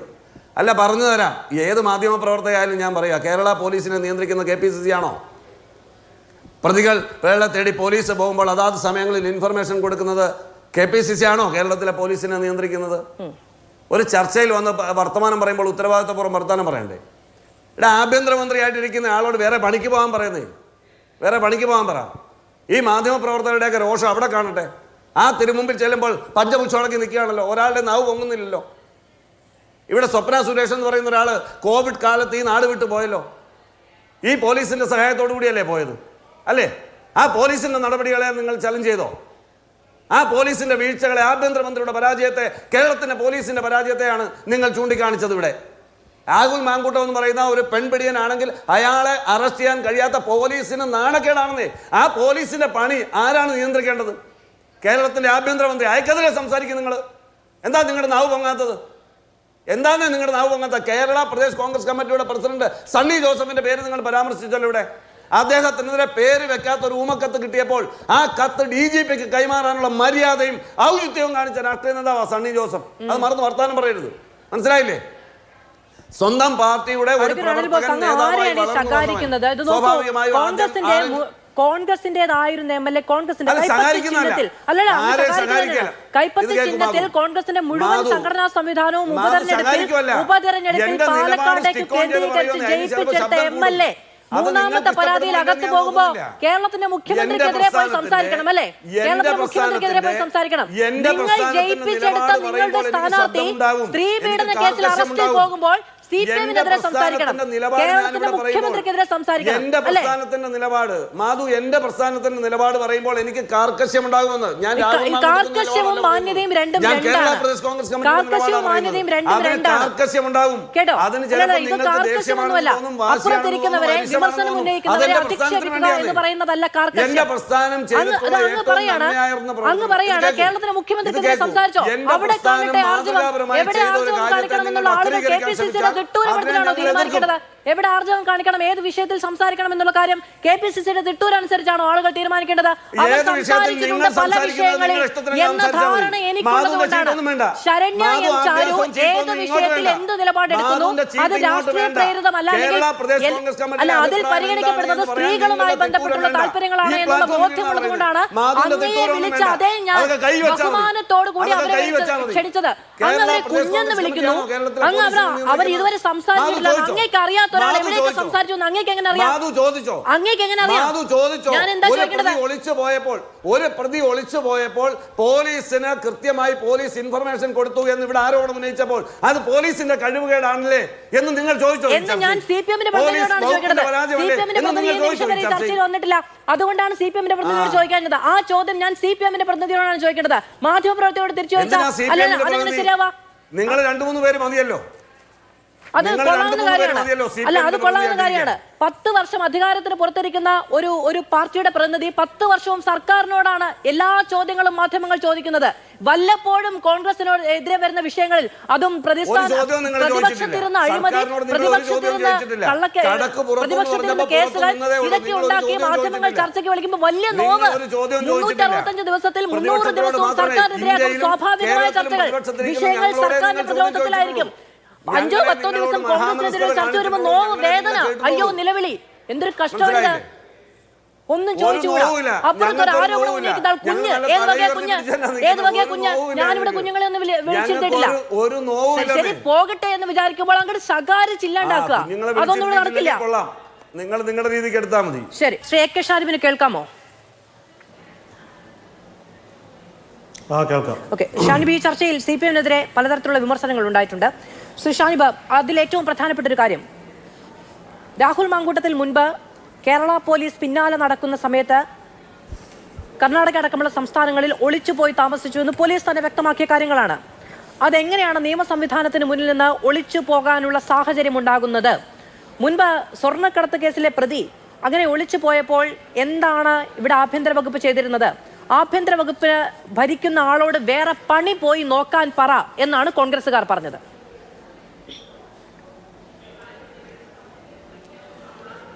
അതിവിടെ ഇപ്പോൾ ഞാൻ ഈ ചർച്ചയുടെ ഭാഗങ്ങളൊന്നും കേൾക്കാൻ കഴിഞ്ഞിട്ടില്ല. കുറച്ച് നിങ്ങളുടെ സാങ്കേതിക പ്രശ്നം ഉണ്ടായിരുന്നു, പിന്നെ ഞാൻ വരാനും കുറച്ച് വൈകിട്ടുണ്ടായിരുന്നു.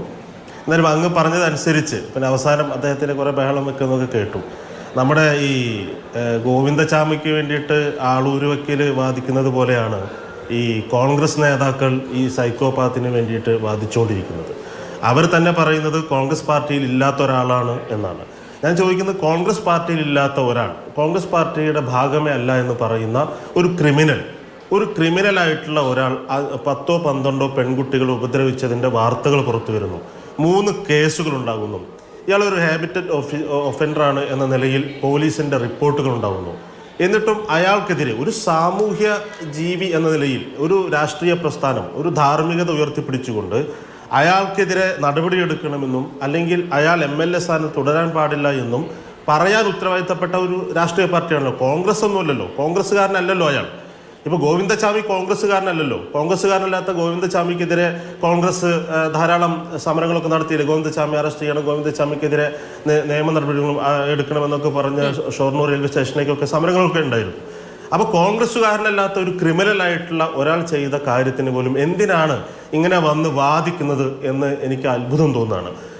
ഇന്ന് തന്നെ ഇപ്പോൾ ഈ ചർച്ചയുടെ തൊട്ട് മുമ്പ്, ഞാൻ ഇങ്ങോട്ട് കടന്നു വരുന്നതിന് മുമ്പായി ഇവിടെ വടകര MP ഒരു പ്രതികരണം കാണേണ്ടായി. അദ്ദേഹം പറയുന്നത്, ഞങ്ങൾ ഒരു തരത്തിലുമുള്ള നിയമപരമായ നടപടികൾക്ക് ഞങ്ങൾ തടസ്സം നിൽക്കില്ല എന്നാണ്, ഞങ്ങൾ ഷീൽഡ് ഒരുക്കില്ല എന്നാണ്. അതെങ്ങനെയാണ് ഒരുക്കാൻ പറ്റുന്നത്? നിയമപരമായിട്ട് എന്തെങ്കിലും ഒരു കാര്യത്തിന് തടസ്സം നിൽക്കാൻ വടകര MPക്ക് എന്തെങ്കിലും പ്രത്യേകമായിട്ടുള്ള എന്തെങ്കിലും അധികാരമോ പദവിയോ ഉണ്ടോ? നിയമപരമായ കാര്യങ്ങൾക്ക് ഒരു സൈക്കോപാത്ത് ക്രിമിനൽ 5 6 പെൺകുട്ടികളെ പീഡിപ്പിച്ചിട്ട് ആ പെൺകുട്ടികളെ പരാതി കൊടുക്കുമ്പോൾ നിയമപരമായ കാര്യങ്ങൾക്ക് ഞങ്ങൾ തടസ്സം നിൽക്കില്ല. അതെന്താ അയാളുടെ ഔദാര്യമാണോ? ഈ കോൺഗ്രസ് നേതാക്കന്മാർ പറയുന്നതിൻ്റെ അവരുടെ ഔദാര്യം കൊണ്ടാണോ ഈ ഇവിടുത്തെ പോലീസ് പ്രവർത്തിക്കുന്നത്? ഞങ്ങൾ തടസ്സം നിൽക്കില്ല എന്ന് പറയാൻ അതാർക്കും പറയാൻ സാധിക്കും. ഇവരെന്തുകൊണ്ട് പറയുന്നില്ല? ഈ പറയുന്ന ഷാഫി പറമ്പിലിൻ്റെ നേതൃത്വത്തിലാണ് ഇയാൾ ഒരു നീതിയും ന്യായവുമില്ലാതെ. ഇപ്പോൾ ഞാൻ യൂത്ത് കോൺഗ്രസിൻ്റെ ഭാഗമായിരുന്ന ഒരാളാണ്. ഞാൻ ഇപ്പോൾ DYFIയുടെ സംസ്ഥാന കമ്മിറ്റി മെമ്പറാണ്. ഞാൻ അന്ന് യൂത്ത് കോൺഗ്രസിൻ്റെ ഭാരവാഹിയാകുന്നത്, ഞാൻ ഉൾപ്പെടെയുള്ള ഞങ്ങളുടെ കമ്മിറ്റിയിലെ മുഴുവൻ ആളുകളും ഭാരവാഹിയാകുന്നത് തെരഞ്ഞെടുപ്പിലൂടെയാണ്, സംഘടനാ തെരഞ്ഞെടുപ്പിലൂടെയാണ്. ഈ പറയുന്ന സൈക്കോപാത്ത് ഒരു സംഘടനാ തെരഞ്ഞെടുപ്പിലും പങ്കെടുക്കാതെ നേരെ സംസ്ഥാന ജനറൽ സെക്രട്ടറി ആവാണ്. അത് ഷാഫി പറമ്പിലാണ് കൊണ്ടുവരുന്നത്. അത് കഴിഞ്ഞ് യൂത്ത് കോൺഗ്രസിന്റെ തെരഞ്ഞെടുപ്പ് വരുമ്പോൾ ബഹുമാനനായ ഉമ്മൻചാണ്ടി സാർ ഇദ്ദേഹത്തിന്റെ പേര് യൂത്ത് കോൺഗ്രസ് പ്രസിഡന്റ് സ്ഥാനത്തേക്ക് കൊടുക്കരുത്, ഇദ്ദേഹത്തെ പരിഗണിക്കരുത് എന്ന് പറഞ്ഞിട്ടും അതിനെ അവഗണിച്ചുകൊണ്ട് ഇയാളെ യൂത്ത് കോൺഗ്രസിന്റെ പ്രസിഡന്റ് ആക്കുകയാണ്. അതുപോലെ തന്നെ ഇയാളെ ചാനൽ ചർച്ചയിൽ പങ്കെടുക്കണമെന്ന് പറഞ്ഞ് ചാനൽ മേധാവികളെ വിളിച്ചതിന്റെ കാര്യങ്ങൾ അവർ തന്നെ വെളിപ്പെടുത്തുകയാണ്. അത് കഴിഞ്ഞ് പാലക്കാട് MLA ആക്കുകയാണ്. ഇങ്ങനെയെല്ലാം ചെയ്ത് പാലക്കാട് ജനങ്ങളോട് ഇദ്ദേഹം പറഞ്ഞത്, ഇത് ഞങ്ങളുടെ ഒരു അസറ്റാണ്, പാലക്കാടിനൊരു അസറ്റാണ്, ഞങ്ങൾ ഇതാ പാലക്കാടിനൊരു മുത്തുമണിയെ കൊണ്ടുവരുന്നു എന്ന് പറഞ്ഞിട്ട് പാലക്കാട് അവതരിപ്പിച്ച് ആ വൃത്തികെട്ടവൻ ചെയ്ത കൊള്ളരുതായ്മകൾ ഇന്ന് ഈ സമൂഹം മുഴുവൻ ബോധ്യപ്പെട്ടിട്ടും എനിക്ക് തെറ്റുപറ്റിപ്പോയി, അയാളെ ഞാൻ മനസ്സിലാക്കിയില്ല എന്ന് പറയുന്നതിന് പകരം അയാൾ പറയാണ് നീതി പുലരട്ടെ, സത്യം എന്താണെങ്കിലും നീതി ലഭിക്കേണ്ടവർക്ക് ലഭിക്കട്ടെ എന്നാണ്. ഈ പെൺകുട്ടികൾ പറഞ്ഞതൊന്നും ഈ പറയുന്ന ലോക്സഭാ MP, പാർലമെന്റ് മെമ്പർ ഇതൊന്നും വിശ്വസിക്കുന്നില്ല എന്നാണ്. ഈ പെൺകുട്ടികൾ കരഞ്ഞ് നിലവിളിച്ച് പറയുന്നതൊന്നും അയാൾക്ക് ബോധ്യപ്പെടുന്നില്ല എന്നാണ്. ഒരു കോൺഗ്രസ് നേതാവിന്റെ സമാനമായ കാര്യമാണ്. അതായത് എല്ലാ ആളുകളോടും പറയുന്നത് ഒരേ കാര്യം, എല്ലാ ആളുകളോടും ആവശ്യപ്പെടുന്നത് ഒരേ കാര്യം. ഈ അവസാനത്തെ കേസിൽ മാത്രമാണ് സാമ്പത്തിക ചൂഷണം എന്ന് പറയുന്നത്. ബാക്കിയല്ല ഈ പറയുന്ന ഓപ്പറേഷൻ മോഡ് എന്ന് പറയുന്നത് കൃത്യം സമാനം. ഇവരെല്ലാവരും ചേർന്ന് ഗൂഢാലോചന നടത്തിയിട്ടൊന്നുമല്ലല്ലോ ഒരു കഥ പുറത്തു വരുന്നത്. എല്ലാ പെൺകുട്ടികൾക്കും പറയാനുള്ളത് ഒരു കഥയാണ്. അതിൽ തന്നെ ഇപ്പോൾ മാധു മനസ്സിലാക്കേണ്ട ഒരു കാര്യം, അതിൽ തന്നെ ഇപ്പോൾ നമ്മൾ പുറത്തു വന്ന കാര്യങ്ങളിലൊക്കെ പ്രണയാഭ്യർത്ഥനയും വിവാഹ വാഗ്ദാനവും ഉണ്ട്. മറ്റൊരു കേസിൽ അത് പുറത്തു വരുമെന്ന് ഞാൻ പ്രതീക്ഷിക്കുകയാണ്. ആ പെൺകുട്ടിയോട് വിവാഹാഭ്യർത്ഥനയുമില്ല, പ്രണയാഭ്യർത്ഥനയുമില്ല. ആ പെൺകുട്ടിയും ഇയാളും ഒരു പ്രത്യേക സാഹചര്യത്തിൽ അവർ മാത്രമാകുന്ന ഒരു ഘട്ടത്തിൽ ഇയാൾ ആ പെൺകുട്ടി ആക്രമിക്കുകയാണ്, ഇതുപോലെ ആക്രമിക്കുകയാണ്. എന്നിട്ട് ഇതൊക്കെ നമുക്ക് ഈ ചർച്ചയിൽ പറയാൻ പോലും പറ്റാത്ത തരത്തിലുള്ള ക്രൂരമായ അക്രമങ്ങൾ നടത്തുകയാണ്. ഇപ്പൊ സാമ്പത്തിക ചൂഷണം ഇത് മാത്രമല്ല, വേറെയും ഉണ്ടായിട്ടുണ്ട്. ആ പെൺകുട്ടിയും ഇതുപോലെ പരാതി പറയാൻ തയ്യാറാകുന്നില്ല എന്നുള്ളതാണ് പ്രശ്നം. സാമ്പത്തിക ചൂഷണമുള്ള മറ്റൊരു കേസുമുണ്ട്, മറ്റൊരു പെൺകുട്ടിയുണ്ട്. ഇങ്ങനെ ഇത്രയും ഒരു ക്രിമിനലിനെ ഞങ്ങൾ പിന്തുണയ്ക്കുന്നില്ല എന്ന് പറയുക മാത്രമല്ല, അയാൾക്കെതിരെ സമരം ചെയ്യണ്ടേ? അയാൾ പാലക്കാട് വരുമ്പോൾ അയാളെ തടയണ്ടേ?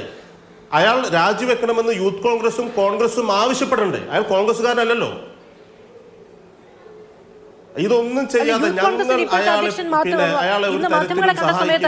മാധ്യമങ്ങൾ ചോദിക്കുമ്പോൾ പറയുന്നത് ഇതെന്താ താമസിച്ചത് എന്ന് ഞാൻ ആലോചിക്കുകയായിരുന്നു. ഈ ചോദ്യം വൈകിയത് എന്തുകൊണ്ടാണ് എന്ന് അത്ഭുതപ്പെടുകയാണ് എന്നുള്ളതാണ്. പറയാനുള്ള ബാധ്യതയില്ല. എന്നിരുന്നാലും വേണമെങ്കിൽ ഞാൻ പറയാം എന്ന നിലയ്ക്കാണ് യൂത്ത് കോൺഗ്രസിന്റെ ഭാരവാഹികളൊക്കെ ഇപ്പോഴും പറയുന്നത്. ഇത് നോക്കൂ, ഈ യൂത്ത് കോൺഗ്രസ് അധ്യക്ഷൻ ഉണ്ടാകുന്നത് തന്നെ ഈ സാഹചര്യത്തിലാണ്. അപ്പൊ ഈ പറയുന്ന മുഴുവൻ സംഘടനാ സംവിധാനവും അവിടെ പോയി കിടന്ന് പണിയെടുത്തിട്ട് ജയിപ്പിച്ച ഒരാൾ ഒരു തെറ്റ് ചെയ്യുന്നു, നിരന്തരം തെറ്റ് ചെയ്യുന്നു, അതിനുള്ള ഇരകൾ ഉണ്ടാകുന്നു എന്ന് പറയുമ്പോൾ ആ സംഘടനയ്ക്ക് ഒരു ഉത്തരവാദിത്വവുമില്ല. ശരി, ഷാനിബ് പറഞ്ഞതുപോലെ ഇതാ ഞങ്ങൾ പുറത്താക്കി. ഇപ്പോൾ വരുന്ന പരാതികളുടെ അടിസ്ഥാനത്തിൽ നിയമസഭയിൽ നിൽക്കാനുള്ള ബാധ്യതയില്ല എന്നാണ് ഇന്നിപ്പോ പ്രതിപക്ഷ നേതാവിനോട് മാധ്യമങ്ങൾ ചോദിക്കുകയാണ്. ഇങ്ങനെ പ്രമേയം വന്ന പിന്തുണയ്ക്കോ? അപ്പൊ നോക്കാം. ഇപ്പോഴും തീരുമാനമില്ല, അപ്പൊ നോക്കാന്നേ ഉള്ളൂ. ഒരു ക്രിമിനൽ ആയിട്ടുള്ള ഒരാളോട് ഒരു കോൺഗ്രസ് പാർട്ടി, കേരളത്തിൻ്റെ ഒരു കോൺഗ്രസ് പാർട്ടി, ഇയാൾ യൂത്ത് കോൺഗ്രസ് പ്രസിഡന്റാണ്, മറ്റുള്ള കാര്യങ്ങളൊക്കെ നമുക്ക് മറക്കാം. ഒരു ക്രിമിനൽ ഈ ചരിത്രത്തിൽ ഇതുവരെ നമ്മൾ കേട്ടിട്ടില്ലാത്ത തരത്തിൽ ഒരു ക്രിമിനൽ, ഈ ഗോവിന്ദചാമിയെ പോലെ, നമ്മുടെ സൈനൈഡ് മോഹനെ പോലെ ഒക്കെ ആ ഒരു ഈ നമ്മുടെ ഈ ചാനൽ ചർച്ച പോലും ഈ വിഷയത്തിൽ യഥാർത്ഥത്തിൽ നടത്തേണ്ടത് ഇത്തരത്തിലുള്ള സൈക്കോളജിസ്റ്റുകളും അല്ലെങ്കിൽ പിന്നെ അങ്ങനെയുള്ള ആളുകളൊക്കെ വെച്ച് നടത്തേണ്ട ഒരു ചർച്ചയാണ്. പക്ഷെ നമ്മൾ എന്തുകൊണ്ടാണ് ഈ ചർച്ച നടത്തുന്നത്? ഇയാൾക്ക് എല്ലാ പിന്തുണയും കോൺഗ്രസിൽ നിന്ന് ഇപ്പോഴും കിട്ടുന്നു എന്ന സാഹചര്യത്തിലാണ് ഞാനടക്കമുള്ള ആളുകൾ ഈ ചർച്ചയിൽ പങ്കെടുക്കുന്നത്.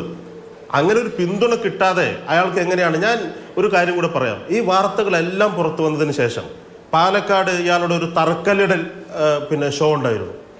സിനിമാ നടികളെയൊക്കെ കൊണ്ടുവന്നിട്ടുള്ള ഒരു തറക്കല്ലിടൽ ഷോ. ആ തറക്കല്ലിടൽ ഷോയിൽ KPCCയുടെ ജനറൽ സെക്രട്ടറി ആയിട്ടുള്ള C. ചന്ദ്രൻ പങ്കെടുത്തിട്ടുണ്ട്. അദ്ദേഹം പങ്കെടുക്കണമെങ്കിൽ ഷാഫി പറമ്പിലിന്റെ അനുവാദമില്ലാതെ ആ പരിപാടിയിൽ പങ്കെടുക്കാൻ കഴിയില്ല. പിന്നെ വ്യക്തിപരമായിട്ടുള്ള പല കാര്യങ്ങളും നമുക്ക് പറയാനുണ്ട്. പക്ഷെ ഞാനത് ഇപ്പോൾ ഈ ഷാഫി പറമ്പിലിനോട് വളരെ അടുപ്പമുള്ള ഒരു നടിയാണ് അന്ന് പങ്കെടുത്തതിൽ ഒരാൾ. അവർ പരസ്യമായിട്ട് എനിക്ക് ഷാഫി പറമ്പിലിനോട് പ്രണയമാണ്, അദ്ദേഹത്തിന്റെ പ്രസംഗം കേട്ടിട്ട് ഷാഫി ചേട്ടനോട് എനിക്ക് പ്രേമം തോന്നിയിട്ടുണ്ടെന്ന് പറഞ്ഞ ഒരാളാണ്. അവർ ഈ പാലക്കാട് വരുമ്പോൾ ഷാഫി പറമ്പിലിന്റെ സമ്മതമില്ലാതെ നമുക്ക് ഇപ്പൊ നോക്കൂ, ഒരു ക്രഷ് ഉണ്ട് എന്ന് പറയുന്നത് ഞാൻ പറയുന്നത് അത്രത്തോളം സൗഹൃദം അവർ തമ്മിലുണ്ട് എന്നാണ്. അങ്ങനെയല്ല ഞാൻ പറഞ്ഞത്. ഷാഫി പറമ്പിലുമായിട്ട് സൗഹൃദമുള്ള ആ നടി അദ്ദേഹത്തിന്റെ സമ്മതമോ അദ്ദേഹത്തിന്റെ നിർദ്ദേശമോ ഇല്ലാതെ അവിടെ വരും എന്ന് പ്രതീക്ഷിക്കാനാവുമോ? അതും ഇത്ര വിവാദം കത്തി നിൽക്കുന്ന സമയത്ത്. അപ്പൊ ഇതിനെല്ലാം സൗകര്യം ഒരുക്കി കൊടുക്കുകയാണ്. എന്നിട്ട് ഞാനൊന്നും പറഞ്ഞില്ല, ഞങ്ങൾ തടയില്ല എന്ന് മാത്രമല്ല, ലാസ്റ്റ് അദ്ദേഹം പറയുന്നത് നീതി ലഭിക്കേണ്ടവർക്ക് ലഭിക്കട്ടെ എന്നാണ്. ക്രിമിനൽ ആയിട്ടുള്ള അയാൾ ശിക്ഷിക്കപ്പെടട്ടെ എന്ന് പറയാനുള്ള ധാർമ്മികതയെങ്കിലും അദ്ദേഹത്തിന്, ഒരു പാർലമെന്റ് മെമ്പറല്ലേ, അതുപോലും അദ്ദേഹം കാണിക്കുന്നില്ല എന്നുള്ളത്. അതൊരു കോൺഗ്രസ് നേതാവിന്റെ മകൾക്ക് പോലും ഈ അനുഭവം ഉണ്ടായിട്ട് പോലും അത് പറയാൻ തയ്യാറാകുന്നില്ല എന്നുള്ളതാണ്. അതിന്റെ പിന്നിലുള്ള ചേതോ വികാരം എന്താണ് എന്നാണ് ഇനി കേരളം കാത്തിരിക്കുന്നത്. അഡ്വക്കേറ്റ് ഉല്ലാസ് ബാബു, ഇതിപ്പോ നോക്കൂ, അങ്ങനെയാണെങ്കിൽ ഈ കഴിഞ്ഞ 10 വർഷത്തിനിടയ്ക്ക് CPMന്റെ മന്ത്രിമാർ രാജിവെക്കണം, MLA മാർ രാജിവെക്കണം തുടങ്ങിയ ഒരുപാട് കാര്യങ്ങൾ, ഉദ്യോഗസ്ഥരെ പുറത്താക്കണം തുടങ്ങി. ഇപ്പൊ നോക്കൂ, ആരോഗ്യമന്ത്രി രാജിവെക്കണം എന്ന് പറയാത്ത ഏതെങ്കിലും സഭാ സമ്മേളനമുണ്ടോ? ഏതെങ്കിലും സംഭവം ഉണ്ടോ? ശരി, പ്രതിപക്ഷം പറയേണ്ടതാണ്. പക്ഷെ പാർട്ടി മെമ്പർ ആയതുകൊണ്ടല്ലോ പറയുന്നത്. അത് ഒരു ധാർമ്മികമായ ഒരു രാഷ്ട്രീയ നിലപാട് പറയുകയാണ് ചെയ്യുന്നത്. കോൺഗ്രസിന്റെ ആരുമല്ല. പക്ഷെ കേസുകൾ വരികയാണ്, നിരന്തരം വരികയാണ്. കോൺഗ്രസിന് അത് ഉന്നയിക്കാമല്ലോ, കമ്മിറ്റ്മെന്റ് ഇല്ലെങ്കിൽ ഉന്നയിക്കാമല്ലോ. ഞാനൊരു കാര്യം ചോദിക്കട്ടെ മാധു, ഇവർ ഉന്നയിച്ചു അവർ രാജിവെച്ചില്ല, ഇവർ രാജിവെച്ചില്ല എന്ന് പറഞ്ഞു.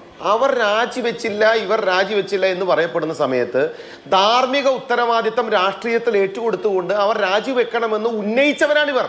അപ്പൊ ഇവർക്ക് ആ ധാർമ്മിക ഉത്തരവാദിത്തം ഇല്ലേ? ഇവരുടെ അടുത്ത് എത്തുന്ന സമയത്ത് ധാർമ്മിക ഉത്തരവാദിത്തം ആവിയായി പോവുകയാണ്. പിന്നെ അനിൽ ബോസ് ഇങ്ങനെ സംസാരിക്കുന്ന ഒരാളല്ല അയാൾ. പക്ഷെ എന്താണ് ഇദ്ദേഹം ഇപ്രാവശ്യം ഇങ്ങനെ സംസാരിക്കുന്നത് എനിക്ക് മനസ്സിലാവുന്നില്ല. അദ്ദേഹം ഇങ്ങനെ ഒരു ക്യാരക്ടർ സംസാരിക്കുന്ന ഒരു ഭാഷയും ഞാൻ ആദ്യമായിട്ടാണ് കാണുന്നത്. പക്ഷെ കോൺഗ്രസിന്റെ മൊത്തമായിട്ടൊരു അവസ്ഥയാണത്. അവരെല്ലാവരും വെറുതെ പിടിച്ച പോലെ സംസാരിക്കേണ്ട ബാധ്യതയില്ലല്ലോ. അവരുടെ ഉത്തരവാദിത്തപ്പെട്ട വ്യക്തി തന്നെയാണ് അവരുടെ MLA. അവരുടെ MLA അല്ലേ? ഇപ്പൊ ഞാനൊരു ചോദ്യം ബഹുമാനായിട്ടുള്ള കോൺഗ്രസിന്റെ നേതാവിനോട് ചോദിക്കുന്നത്, പാലക്കാട് ജനങ്ങൾ വെള്ളമില്ല, വെളിച്ചമില്ല, അന്നമില്ല, മെഡിക്കൽ കോളേജ് വിഷയങ്ങൾ, PHSC പ്രശ്നം, DHSC പ്രശ്നം, അവിടുത്തെ തെരുവ് നായ ശല്യ പ്രശ്നം, സാധാരണക്കാരനുമായി ബന്ധപ്പെട്ട പ്രശ്നം, അവിടുത്തെ സ്കൂളുമായി ബന്ധപ്പെട്ട വിഷയം, ഈ വിഷയം പറയാൻ ഏത് ജയിലിലേക്കാ പോണ്ടേ? അതിനെ ധാർമ്മികമായി കോൺഗ്രസ് അംഗീകരിക്കോ ഇല്ലയോ? ആ ചോദ്യം ചോദിക്കുന്ന സമയത്ത് നിങ്ങൾ എന്തിനാണ് മെക്കിട്ട് കയറിയിട്ട് കാര്യം? രണ്ടാമത്തെ കാര്യം, സ്വപ്ന സുരേഷ് കടന്നുപോയ സമയത്ത് ഇതേപോലെയുള്ള ചർച്ചകളിൽ ഇതിനെതിരെ ശക്തമായി പറഞ്ഞിട്ടുണ്ടെന്നേ. അത് ശരിയല്ലെന്ന് നിങ്ങളും പറഞ്ഞിട്ടുണ്ട്, ഞങ്ങളും പറഞ്ഞിട്ടുണ്ട്, നമ്മൾ ഒരുമിച്ചിട്ട് പറഞ്ഞിട്ടുണ്ട് ഒരു ചർച്ചകളിൽ ഇരുന്നിട്ട്. അപ്പൊ അതേ നിലപാട് ഈ വിഷയത്തിൽ വന്ന സമയത്ത് നിങ്ങൾ എന്താ എടുക്കാത്തതെന്ന ചോദ്യം. ധാർമ്മികമായിട്ട് രാജിവെക്കണമെന്ന് നിങ്ങൾ ആവശ്യപ്പെടുന്ന നിരവധി ആളുകൾ ആവശ്യം ശരിയാണ്. ആ ശരിയാകുന്ന സമയത്ത് ഇതേ വ്യക്തിയുടെ ആവശ്യവും ശരിയാകേണ്ടതില്ലേ? ആ ധാർമ്മികത ഇതേ വ്യക്തിയുടെ കാര്യത്തിൽ കോൺഗ്രസ് എടുക്കേണ്ടതില്ലേ? കോൺഗ്രസ് പാർട്ടിയുടെ ചിഹ്നത്തിൽ മത്സരിച്ച് വിജയിച്ചു വന്ന സമയത്ത് ആ ജനങ്ങളോട് ജനാധിപത്യത്തിൽ നിങ്ങൾക്ക് ഉത്തരവാദിത്തമുണ്ട് എങ്കിൽ ആ രാജി ചോദിച്ചു വാങ്ങാനുള്ള ബാധ്യതയും നട്ടലും നിങ്ങളുടെ കോൺഗ്രസ് പാർട്ടി കാണിക്കണ്ടേ? അല്ലാണ്ട് കോൺഗ്രസ് പ്രദേശ് പാർട്ടി എന്ന് പറയുന്നതിൽ എന്താ അർത്ഥമുള്ളത്? കേരള പ്രദേശ് പാർട്ടി കൃത്യമായിട്ട് അത് ഉത്തരവാദിത്തം നിറവേറ്റിയില്ല എന്നുള്ളതാണ് പാലക്കാട് ജനങ്ങളും കേരളത്തിലെ ജനങ്ങളുടെയും ആവശ്യം. ഒരുത്തം കുരുത്തം കെട്ടുപോയി എന്ന് പറഞ്ഞാൽ കുരുത്തം കെട്ടവന്റെ ഉത്തരവാദിത്തം കോൺഗ്രസ് പാർട്ടി ഏറ്റെടുക്കണമെന്ന് ഞങ്ങൾ ആവശ്യപ്പെടുന്നില്ല. പക്ഷേ ജനങ്ങൾക്ക് ഇട്ടുകൊടുത്തിട്ട്, ജനങ്ങളെ ജനാധിപത്യത്തിൽ ജയിപ്പിക്കാൻ ഇട്ടുകൊടുത്തിട്ട് അത് ഞങ്ങൾ ഏറ്റെടുക്കാൻ പറ്റില്ല എന്ന് പറഞ്ഞാൽ അത് ശരിയാവില്ല. കാരണം ആ വ്യക്തി നിങ്ങളുടെയാണ്, ആ സന്തതി നിങ്ങളുടെയാണ്. നിങ്ങൾ പാലക്കാട് കൊടുത്ത സന്തതിയാണ്, നിങ്ങൾ പാലക്കാട് ജയിപ്പിക്കാൻ കൊടുത്ത വ്യക്തിയാണ്. നിങ്ങൾ പാലക്കാട് ജനങ്ങളോട് പറഞ്ഞാണ് വിശ്വസിച്ചോളൂ, കൊള്ളു 916 ഒരു പ്രശ്നവും എത്ര തവണ വരച്ചാലും മാറ്റി പോവില്ല എന്ന് പറഞ്ഞത് നിങ്ങളാണ്. അപ്പൊ മാറ്റി പോവാത്ത വ്യക്തി ഈ മാറ്റി പോയ സമയത്ത് അത് ചെമ്പ് പോലും അല്ല എന്ന് തെളിയിച്ച സമയത്ത് അത് തിരിച്ചെടുക്കാനുള്ള ഉത്തരവാദിത്വം നിങ്ങൾക്കുണ്ട്. അല്ലാണ്ട് അങ്ങനെ എറിഞ്ഞ സമയത്ത് അത് പൊട്ടയാണെന്ന് പറഞ്ഞാൽ തിരിച്ചോടുന്ന പരിപാടിയല്ല. അത് മിന്നാരൻ സിനിമയിലെ ഒരു ജഗദീന്റെ പുറത്ത് ഒരു ബോംബ് എറിഞ്ഞിട്ട് പട്ടി തിരിച്ചോടുന്നില്ലേ, ജഗതിയോ അങ്ങനെ ഒരു സീനില്ലേ? ആ സീൻ പോലെ ആകരുത്. ജനങ്ങൾക്ക് ഇട്ടുകൊടുത്തിട്ട് നിങ്ങൾ തിരിച്ചോടുക. അത് ഉപയോഗിക്കാൻ കൊള്ളാത്തതെന്ന് പറയുമ്പോൾ അത് പറ്റില്ല. ജനങ്ങൾക്ക് ഇട്ടുകൊടുത്ത് വിജയിപ്പിച്ചിട്ടുണ്ടെങ്കിൽ അത് ഉപയോഗിക്കാൻ കൊള്ളാത്തതെന്ന് പറയുമ്പോൾ ആ സംഗതി തിരിച്ചെടുക്കണം. എക്സ്പയറി ഡേറ്റ് കഴിഞ്ഞാൽ ബ്രെഡ് തിരിച്ചെടുക്കാറില്ലേ കമ്പനി? അതെന്തുകൊണ്ടാണ് തിരിച്ചെടുക്കണം? അത് അവർക്ക് കമ്പനിക്ക് ഉത്തരവാദിത്തം ഉണ്ട്. അപ്പൊ ഈ സംഭവം ശരിയല്ല. ഈ സാധനം ശരിയല്ലെങ്കിൽ സാധനം നിങ്ങൾ തിരിച്ചെടുക്കുക. അത് കേരളത്തിലെയും പാലക്കാട് ജനങ്ങളുടെ ആവശ്യമാണ്. അത് ചോദിക്കുന്ന സമയത്ത് എന്തിനാ കെട്ട് പറഞ്ഞേ? അനിൽ ബോസ് അങ്ങനത്തെ ഒരു ക്യാരക്ടറുള്ള ആളല്ലല്ലോ, നിങ്ങൾ അങ്ങനത്തെ ഒരു രാഷ്ട്രീയക്കാരനും അല്ലല്ലോ. അപ്പൊ നിങ്ങളെ സംബന്ധിച്ചിടത്തോളം നിങ്ങൾ ആ കാര്യം കൃത്യമായി പഠിക്കണ്ടേ? പകരം നിങ്ങൾ ഈ ചർച്ചയിൽ പറയേണ്ടത്, ബഹുമാനായ അനിൽ ബോസ്, നിങ്ങൾ എന്നെക്കാളും സീനിയർ രാഷ്ട്രീയക്കാരനാണ്. അങ്ങോട്ട് എനിക്ക് റിക്വസ്റ്റ് ഉള്ളത്, കേരള പ്രദേശ് കോൺഗ്രസ് പാർട്ടിയോട് ഞാൻ ആവശ്യപ്പെടും. എന്ത്? ഈ MLA സ്ഥാനം രാജിവെപ്പിക്കണം, രാജി ചോദിക്കണമെന്ന് ഞാൻ ആവശ്യപ്പെടും. വെക്കുമോ വെക്കില്ല എന്ന് എനിക്കറിയില്ല, പക്ഷെ ചോദിക്കേണ്ട ഉത്തരവാദിത്തമുണ്ട് കേരള പ്രദേശ് കോൺഗ്രസ് പാർട്ടിക്ക്. അത് പാലക്കാട് ജനതയോടുള്ള നീതിയാണ് എന്ന് ഞാൻ ആവശ്യപ്പെടുമെന്ന് പൊതുസമൂഹത്തിനോട് പറയാനുള്ള ഉത്തരവാദിത്തം ഒരു നേതാവെന്ന രീതിയിൽ അങ്ങേക്കുണ്ടായിരുന്നു. പക്ഷെ അങ്ങ് അത് ചെയ്തില്ല എന്നുള്ളത് വളരെ വിഷമകരമായ കാര്യമാണ്. പക്ഷെ കേരളത്തിലെ ജനങ്ങൾ കൃത്യമായി ഈ കാര്യം ഉന്നയിച്ചുകൊണ്ടേയിരിക്കും. ഞങ്ങളുടെ വെക്കട്ട് കിട്ടുന്ന കാര്യമില്ല. അല്ല, രാഹുൽ മാങ്കൂട്ടത്തിൽ അറസ്റ്റിലായതിനു ശേഷം MLA ഓഫീസ് അവിടെ തുറന്ന് പ്രവർത്തിച്ചിട്ടുണ്ട്. ഈ MLA ഓഫീസിൽ ജോലി ചെയ്യുന്ന ആളുകൾ കോൺഗ്രസ് പാർട്ടിയുമായി ബന്ധപ്പെട്ട് ഉള്ളവരാണോ എന്നുള്ള കാര്യം കോൺഗ്രസ് പാർട്ടിക്ക് അറിയാവുന്ന കാര്യമാണ്. എങ്ങനെയാണ് ഈ സമയത്തും ഇത് നോക്കൂ, ഈ വിഷയം ചർച്ചയ്ക്കെടുക്കാൻ നിവൃത്തിയില്ലാത്ത അവസ്ഥയാണ്. ഒന്നാമത്തെ കാര്യം, ഇത് കുടുംബത്തിൽ വെച്ച് കാണാൻ കഴിയുന്ന സാഹചര്യം ഉണ്ടാകുന്നു എന്നുള്ളത് മറ്റൊരു ആശങ്ക. രണ്ടാമത്തെ കാര്യം എന്ന് പറയുന്നത്, ഈ വിഷയം ചർച്ചയ്ക്കെടുത്താൽ പിന്നെ അട്ടപടലം ചീത്തവിളിയാണ് എന്നുള്ളതാണ്. നിങ്ങൾ ആ അജണ്ട വെച്ചിട്ടുള്ളതാണ്, നിങ്ങൾ ഈ അജണ്ട വെച്ചിട്ടുള്ളതാണ്. കഴിഞ്ഞ 10 വർഷത്തെ പിണറായി വിജയന്റെ ഭരണ വീഴ്ചകൾ മറച്ചു വെക്കാൻ വേണ്ടിയിട്ട് മാധ്യമങ്ങൾ കൊട്ടേഷൻ എടുത്തിരിക്കുകയാണ്. ഈ നിലയ്ക്കാണ് കേരളത്തിലൊരു MLA സ്ത്രീ പീഡന കേസിൽ അറസ്റ്റിലായി ജയിലിൽ പോയാൽ ആ വിഷയം ചർച്ചയ്ക്കെടുക്കാൻ പറ്റാത്ത സാഹചര്യമാണ് എന്നുള്ളതാണ് അതിന്റെ ദുര്യോഗം എന്ന് പറയുന്നത്. ശരണ്യം രാജു, ഇത് നോക്കൂ, നിരന്തരം ഇപ്പം ഷഹനാസ് പരാതി പറഞ്ഞിരുന്നു, അതും ഷാഫി പറമ്പിലിനോട് പറഞ്ഞിരുന്നു അവർ എന്ന്, അതും തെരഞ്ഞെടുപ്പിന്റെ സമയത്ത് പറഞ്ഞിരുന്നു. ഏത് തെരഞ്ഞെടുപ്പ്? രാഹുൽ മാങ്കൂട്ടത്തിലെ പാലക്കാടേക്ക് നിയോഗിക്കുന്ന സമയത്ത് ഷാഫി പറമ്പിലിനോട് താൻ ഇതുമായി ബന്ധപ്പെട്ട കാര്യം സംസാരിച്ചിട്ടുണ്ടെന്ന് ഷഹനാസ് നേരത്തെ വന്ന് പറഞ്ഞു. പരിഗണിക്കപ്പെട്ടില്ല.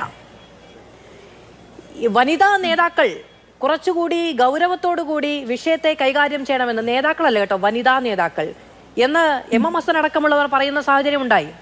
നോക്കൂ, ഈ പോസ്റ്റ് ഇട്ട് പിൻവലിച്ചത് KC വേണുഗോപാലിന്റെ ഭാര്യയാണ്. ഉമാ തോമസ് അന്ന് മരിച്ചു എന്നല്ല കേട്ടോ അന്ന് പറഞ്ഞത്, മരിച്ചു പോയാൽ മതിയായിരുന്നു എന്നാണ് അവരൊരു നിലപാട് പറഞ്ഞപ്പോൾ ഈ പറയുന്ന സൈബർ സംഘങ്ങൾ പറഞ്ഞത്. കേരളത്തിൽ നിരന്തരം കേരള രാഷ്ട്രീയത്തിൽ സമാനതകളില്ലാത്ത തരത്തിൽ പറഞ്ഞതും പറയാത്തതുമായ ഇരകളുണ്ടെന്ന് ബോധ്യപ്പെട്ട ഒരു കേസിൽ ഇപ്പോഴും നമ്മുടെ ജനപ്രതിനിധിയാണ് എന്ന് പറയുന്നത് നരകത്തോളം തല താഴ്ത്തി വെച്ച് മാത്രം അംഗീകരിക്കാൻ കഴിയുന്ന ഒരു കാര്യമാണ്. ആദ്യം തന്നെ അഡ്വക്കേറ്റ് അനിൽ ബോസിന് ഒരു മറുപടി പറഞ്ഞിട്ട് തുടങ്ങാന്ന് വിചാരിക്കുന്നു. എൻ്റെ പേര് ശരണ്യ എന്നാണ്. എനിക്ക് 30 വയസ്സുണ്ട്. അനിൽ ബോസ് വിളിച്ചതുപോലെ ഞാൻ ഒരു കുട്ടിയല്ല. 8 വർഷമായിട്ട് മാധ്യമപ്രവർത്തനം ചെയ്തു വരുന്ന ആളാണ്. കൃത്യമായ നിലപാടുകൾ കൃത്യമായ സമയങ്ങളിൽ ഇത്തരം എല്ലാ വിഷയങ്ങളിലും പറഞ്ഞു തന്നെ പോകുന്ന ഒരാളാണ്. ഇനി വിഷയത്തിലേക്ക് വരാം. ഷഹനാസ് രാഹുൽ മാങ്കൂട്ടത്തിനെതിരെ ഷാഫിയോട് പരാതി പറയുന്നത് 2024 ഇലക്ഷന് തൊട്ട് മുമ്പ്. എന്നിട്ടും ഷാഫിന്റെ നോമിനി ആയിട്ട് പാലക്കാട് മണ്ഡലത്തില് രാഹുൽ മാങ്കൂട്ടം മത്സരിച്ചിട്ടുണ്ട്. അയാൾ വിജയിച്ചിട്ടുണ്ട്. കൈപ്പത്തി ചിഹ്നത്തിലാണ് അയാൾ വിജയിച്ചിട്ടുള്ളത്. ഈ വസ്തുത അവിടെ നിലനിൽക്കട്ടെ. അടുത്ത സാധനം, രാഹുൽ മാങ്കൂട്ടത്തിനെതിരെ നിലവിൽ രജിസ്റ്റർ ചെയ്യപ്പെട്ട എല്ലാ കേസുകളുടെയും ഹിസ്റ്ററി പരിശോധിച്ചാൽ നമുക്ക് മനസ്സിലാവുന്ന ഒരു കാര്യം, അയാൾ ചെയ്തിട്ടുള്ള കുറ്റകൃത്യങ്ങൾ ഒന്ന് ലൈംഗിക പീഡനമാണ്, പീഡനം തന്നെയാണ്, റേപ്പാണ്. അതിൽ അതിജീവിതമാര് പറയുന്ന പോയിന്റുകൾ കൃത്യമായിട്ട് നോട്ട് ചെയ്ത് വെക്കണം. പരസ്പര സമ്മതമുള്ള, അതായത് കൺസെന്റോട് കൂടിയുള്ള ബന്ധങ്ങളിൽ പോലും ഒരു റേപ്പിസ്റ്റിനെ പോലെയാണ് അയാൾ ബിഹേവ് ചെയ്യാന്നാണ് അതിജീവിതമാരെല്ലാവരും ഒരേ സ്വരത്തിൽ പറഞ്ഞിട്ടുള്ളത്. മറ്റൊന്ന്, വിവാഹ വാഗ്ദാനം നൽകിയിട്ടുള്ള പീഡനമാണ്. പിന്നെ വധഭീഷണിയാണ്, സാമ്പത്തിക തട്ടിപ്പാണ്. ഇതിനൊക്കെ പുറമെയാണ് ഒരു തരത്തിലുള്ള മെഡിക്കൽ ട്രീറ്റ്മെന്റും എടുക്കാതെ, ഡോക്ടറുടെ ഗൈഡൻസ് ഇല്ലാണ്ട്, പിന്നെ ഗർഭചിത്രത്തിനുള്ള മെഡിസിൻ, അതായത് അതിജീവിതമാരുടെ ജീവന് തന്നെ ഭീഷണിയാവുന്ന തരത്തിൽ മെഡിസിൻ അവർക്ക് കൊടുക്കുക എന്ന് പറയുന്ന സാധനം. ഇത്രയും കുറ്റകൃത്യങ്ങൾ ചെയ്തിട്ടുള്ള ഒരാളെയാണ് ഇവരൊക്കെ വന്നിരുന്നിട്ട് ചാനൽ ചർച്ചകളിൽ ന്യായീകരിക്കുന്നത്. അപ്പം ഈ നേരത്തെ ചർച്ചയിൽ പിന്നെ CPM-ന്റെ പ്രതിനിധി പറഞ്ഞതുപോലെ ഈ MLA-നെ കാണാൻ വേണ്ടിയിട്ട് പാലക്കാട് മണ്ഡലത്തിലെ ആവശ്യങ്ങൾ നിറവേറ്റി കിട്ടാൻ വേണ്ടിയിട്ട് ഇനി ഏത് ജയിലിലേക്കാണ് ആ നാട്ടിലെ ജനങ്ങൾ പോകേണ്ടതെന്നുള്ള കാര്യത്തിൽ ഉത്തരം പറയേണ്ടത് കോൺഗ്രസ് ആണ്. കാരണം അവരാണ് ഇവനെപ്പോലൊരു പേവേട്ടിനെ ആ മണ്ഡലത്തിൽ മത്സരിപ്പിച്ച് വിജയിപ്പിച്ചത്. ഞങ്ങൾ പുറത്താക്കിയെന്ന് പറയുന്ന ന്യായീകരണത്തോട് അതുകൊണ്ട് തന്നെ കേരളത്തിലെ ഒരു ജനങ്ങൾക്കും, നീതിബോധമുള്ള മനുഷ്യപക്ഷത്ത് നിൽക്കുന്ന ഒരാൾക്കും പിന്നെ യോജിക്കാൻ പറ്റാത്തത് ഈ വസ്തുതകൾ നിലനിൽക്കുന്നതുകൊണ്ടാണ്. പിന്നെ ഷാനിബിക്ക പറഞ്ഞതിനോട് കൂട്ടിച്ചേർത്തുകൊണ്ട് പറയാം, രാഹുൽ മാങ്കൂട്ടത്തിനെതിരെ നിലവിൽ വന്ന പരാതികളിൽ എത്രയോ കൂടുതൽ പരാതികൾ ഇനി വരാൻ ബാക്കിയുണ്ട്. അപ്പോ ഈ പരാതികൾ എന്തുകൊണ്ട് പുറത്തു വരുന്നില്ല, അതിജീവിതമാരായിട്ടുള്ള സ്ത്രീകള് എന്തുകൊണ്ട് പേടിച്ചിരിക്കുന്നു എന്നുള്ള ചോദ്യത്തിന് ഉത്തരവും കോൺഗ്രസ് തന്നെയാണ് പറയേണ്ടത്. കാരണം അയാളുടെ പ്രിവിലേജിനെയാണ് അതിജീവിതമാര് പേടിക്കുന്നത്. അയാൾക്ക് കിട്ടുന്ന മാസ് സപ്പോർട്ടിനെയാണ് പേടിക്കുന്നത്. ആ സപ്പോർട്ട് കൊടുക്കുന്ന ജനങ്ങളെയാണ് ഇവർ പേടിക്കുന്നത്. പരാതിക്കാരികളെ വിക്ടിം ബ്ലെയിമിങ് ചെയ്യുക, അവരെ ബോഡി ഷെയ്മിങ് ചെയ്യുക, അവരുടെ ഫാമിലി പരമായിട്ടുള്ള സാധനങ്ങളോ കുടുംബ സാധനങ്ങളോ വലിച്ചിട്ടിട്ട് അവരെ വലിച്ചു കീറിയിട്ട് അവരെ ചോദ്യം ചെയ്യുന്നതിനപ്പുറത്തേക്ക് രാഹുൽ മാങ്കൂട്ടം ചെയ്ത ക്രൈമിനെ ഒരു തരത്തിലും അഡ്രസ് ചെയ്യാണ്ടാണ് ആളുകൾ അയാളെ ന്യായീകരിക്കുന്നത്. വിവാഹിതയായ സ്ത്രീ ആണെങ്കിൽ പിന്നെ അവൾ ഇത് അനുഭവിക്കേണ്ടതാണെന്ന് പറയുന്നു. പരാതിക്കാരിയുടെ മുൻ ഭർത്താവിനെ തേടി പിടിച്ചു പോകുന്നു, അവരുടെ ഫേസ്ബുക്ക് പോസ്റ്റിൽ പോയിട്ട് അവരെ തെറി വിളിക്കുന്നു, അവരെ കുറ്റപ്പെടുത്തുന്നു. ഈ സാഹചര്യം നിലനിൽക്കുമ്പോൾ എങ്ങനെയാണ് രാഹുൽ മാങ്കൂട്ടത്തിനെതിരായിട്ടുള്ള കൂടുതൽ പരാതികൾ പുറത്തു വരിക എന്നുള്ളത്? അതിനെ നമ്മൾ വളരെ വലിയ രീതിയിൽ ഭയപ്പാടോടുകൂടി തന്നെ കാണേണ്ടതുണ്ട്. കാരണം പോക്സോ കേസ് അടക്കമുള്ള സാധനങ്ങൾ രാഹുലിനെതിരെ ഉണ്ടെന്നാണ് ഇന്നലെ ഞാനൊരു എഴുത്ത് വായിച്ചത്. അപ്പൊ അത്രയും വലിയ ക്രിമിനൽ ആയിട്ടുള്ള ഒരാൾക്കെതിരെ പരാതിപ്പെടാൻ ജനങ്ങൾ ഭയക്കുന്നുണ്ട്. അയാളുടെ ഭീഷണികൾ ഭയക്കുന്നുണ്ട്. അയാൾ പോലീസിന് ഭീഷണിപ്പെടുത്തുവാണ്. കുറച്ചു നാള് മുന്നേ പുറത്തു വന്നൊരു വീഡിയോയിൽ അയാൾ പറയുന്നുണ്ട്, നിന്റെ സേവനത്തിലുള്ള പാരിതോഷികം ഞാൻ തരാം. അയാൾ അച്ഛന്റെ പ്രായമുള്ള ഒരു പോലീസുകാരനോട് അയാൾ അങ്ങനെ ഒരു സ്റ്റേറ്റ്മെന്റ് പറയുന്നത്. ഇന്നലെ മിഞ്ഞാന്ന് അയാൾ അറസ്റ്റ് ചെയ്ത സമയത്ത് അയാൾ പറഞ്ഞു, ഞാൻ ഒറ്റക്ക് മത്സരിച്ചാൽ പോലും വിജയിക്കാൻ മാത്രമുള്ള സ്ട്രെങ്ത് എനിക്ക് ഇപ്പൊ ഉണ്ട് എന്നാണ്. ഈ ധൈര്യം അയാൾക്ക് ഇവിടെ നിന്ന് കിട്ടുന്നു എന്നുള്ളതാണ് പ്രശ്നം. ഈ ധൈര്യത്തെയാണ് അതിജീവിതമാര് ഭയപ്പെടുന്നത്. ഇയാൾക്ക് കിട്ടുന്ന സപ്പോർട്ടിനെയാണ് ഭയപ്പെടുന്നത്.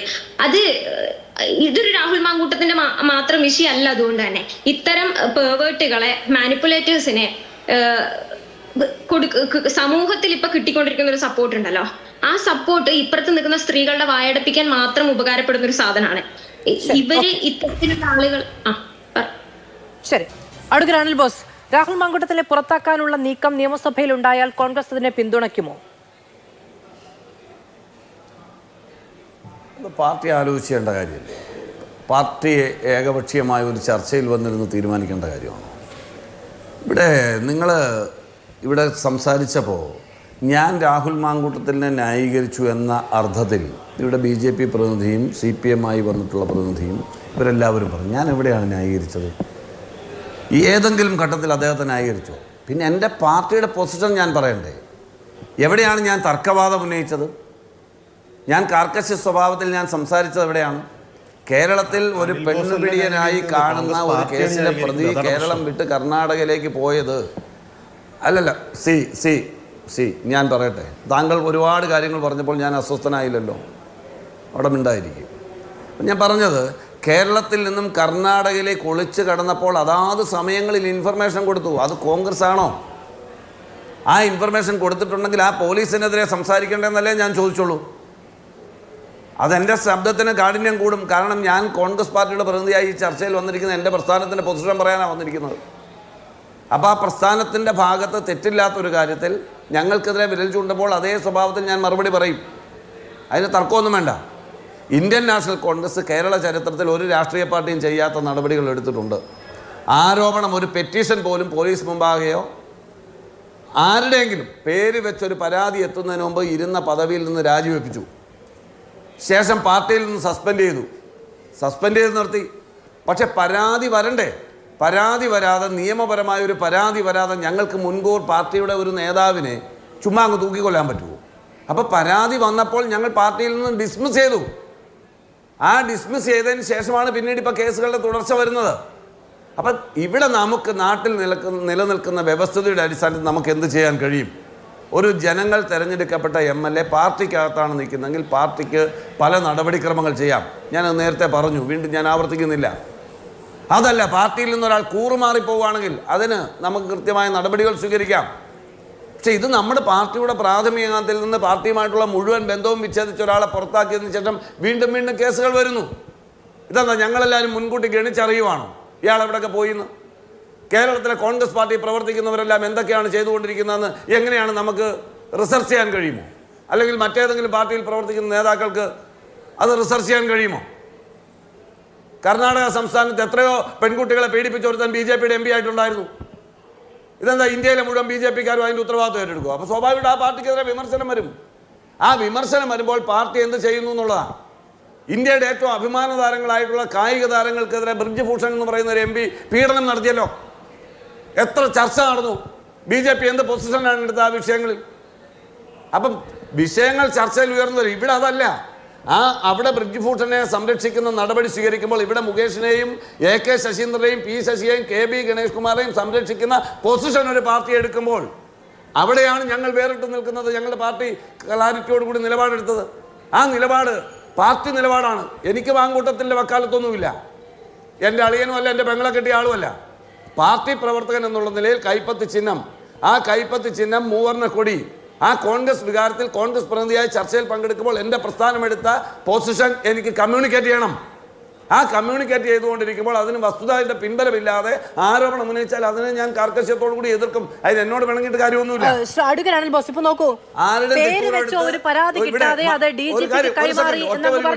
ഞാൻ മാതൃഭൂമിയുടെ ശമ്പളം പറ്റിയിട്ടല്ല ഇവിടെ വന്നിരിക്കുന്നത്. എന്നെ കേരള പ്രദേശ് കോൺഗ്രസ് കമ്മിറ്റി നിർദ്ദേശിച്ച പ്രകാരമാണ് ഞാൻ ഇവിടെ വന്നിരിക്കുന്നത്.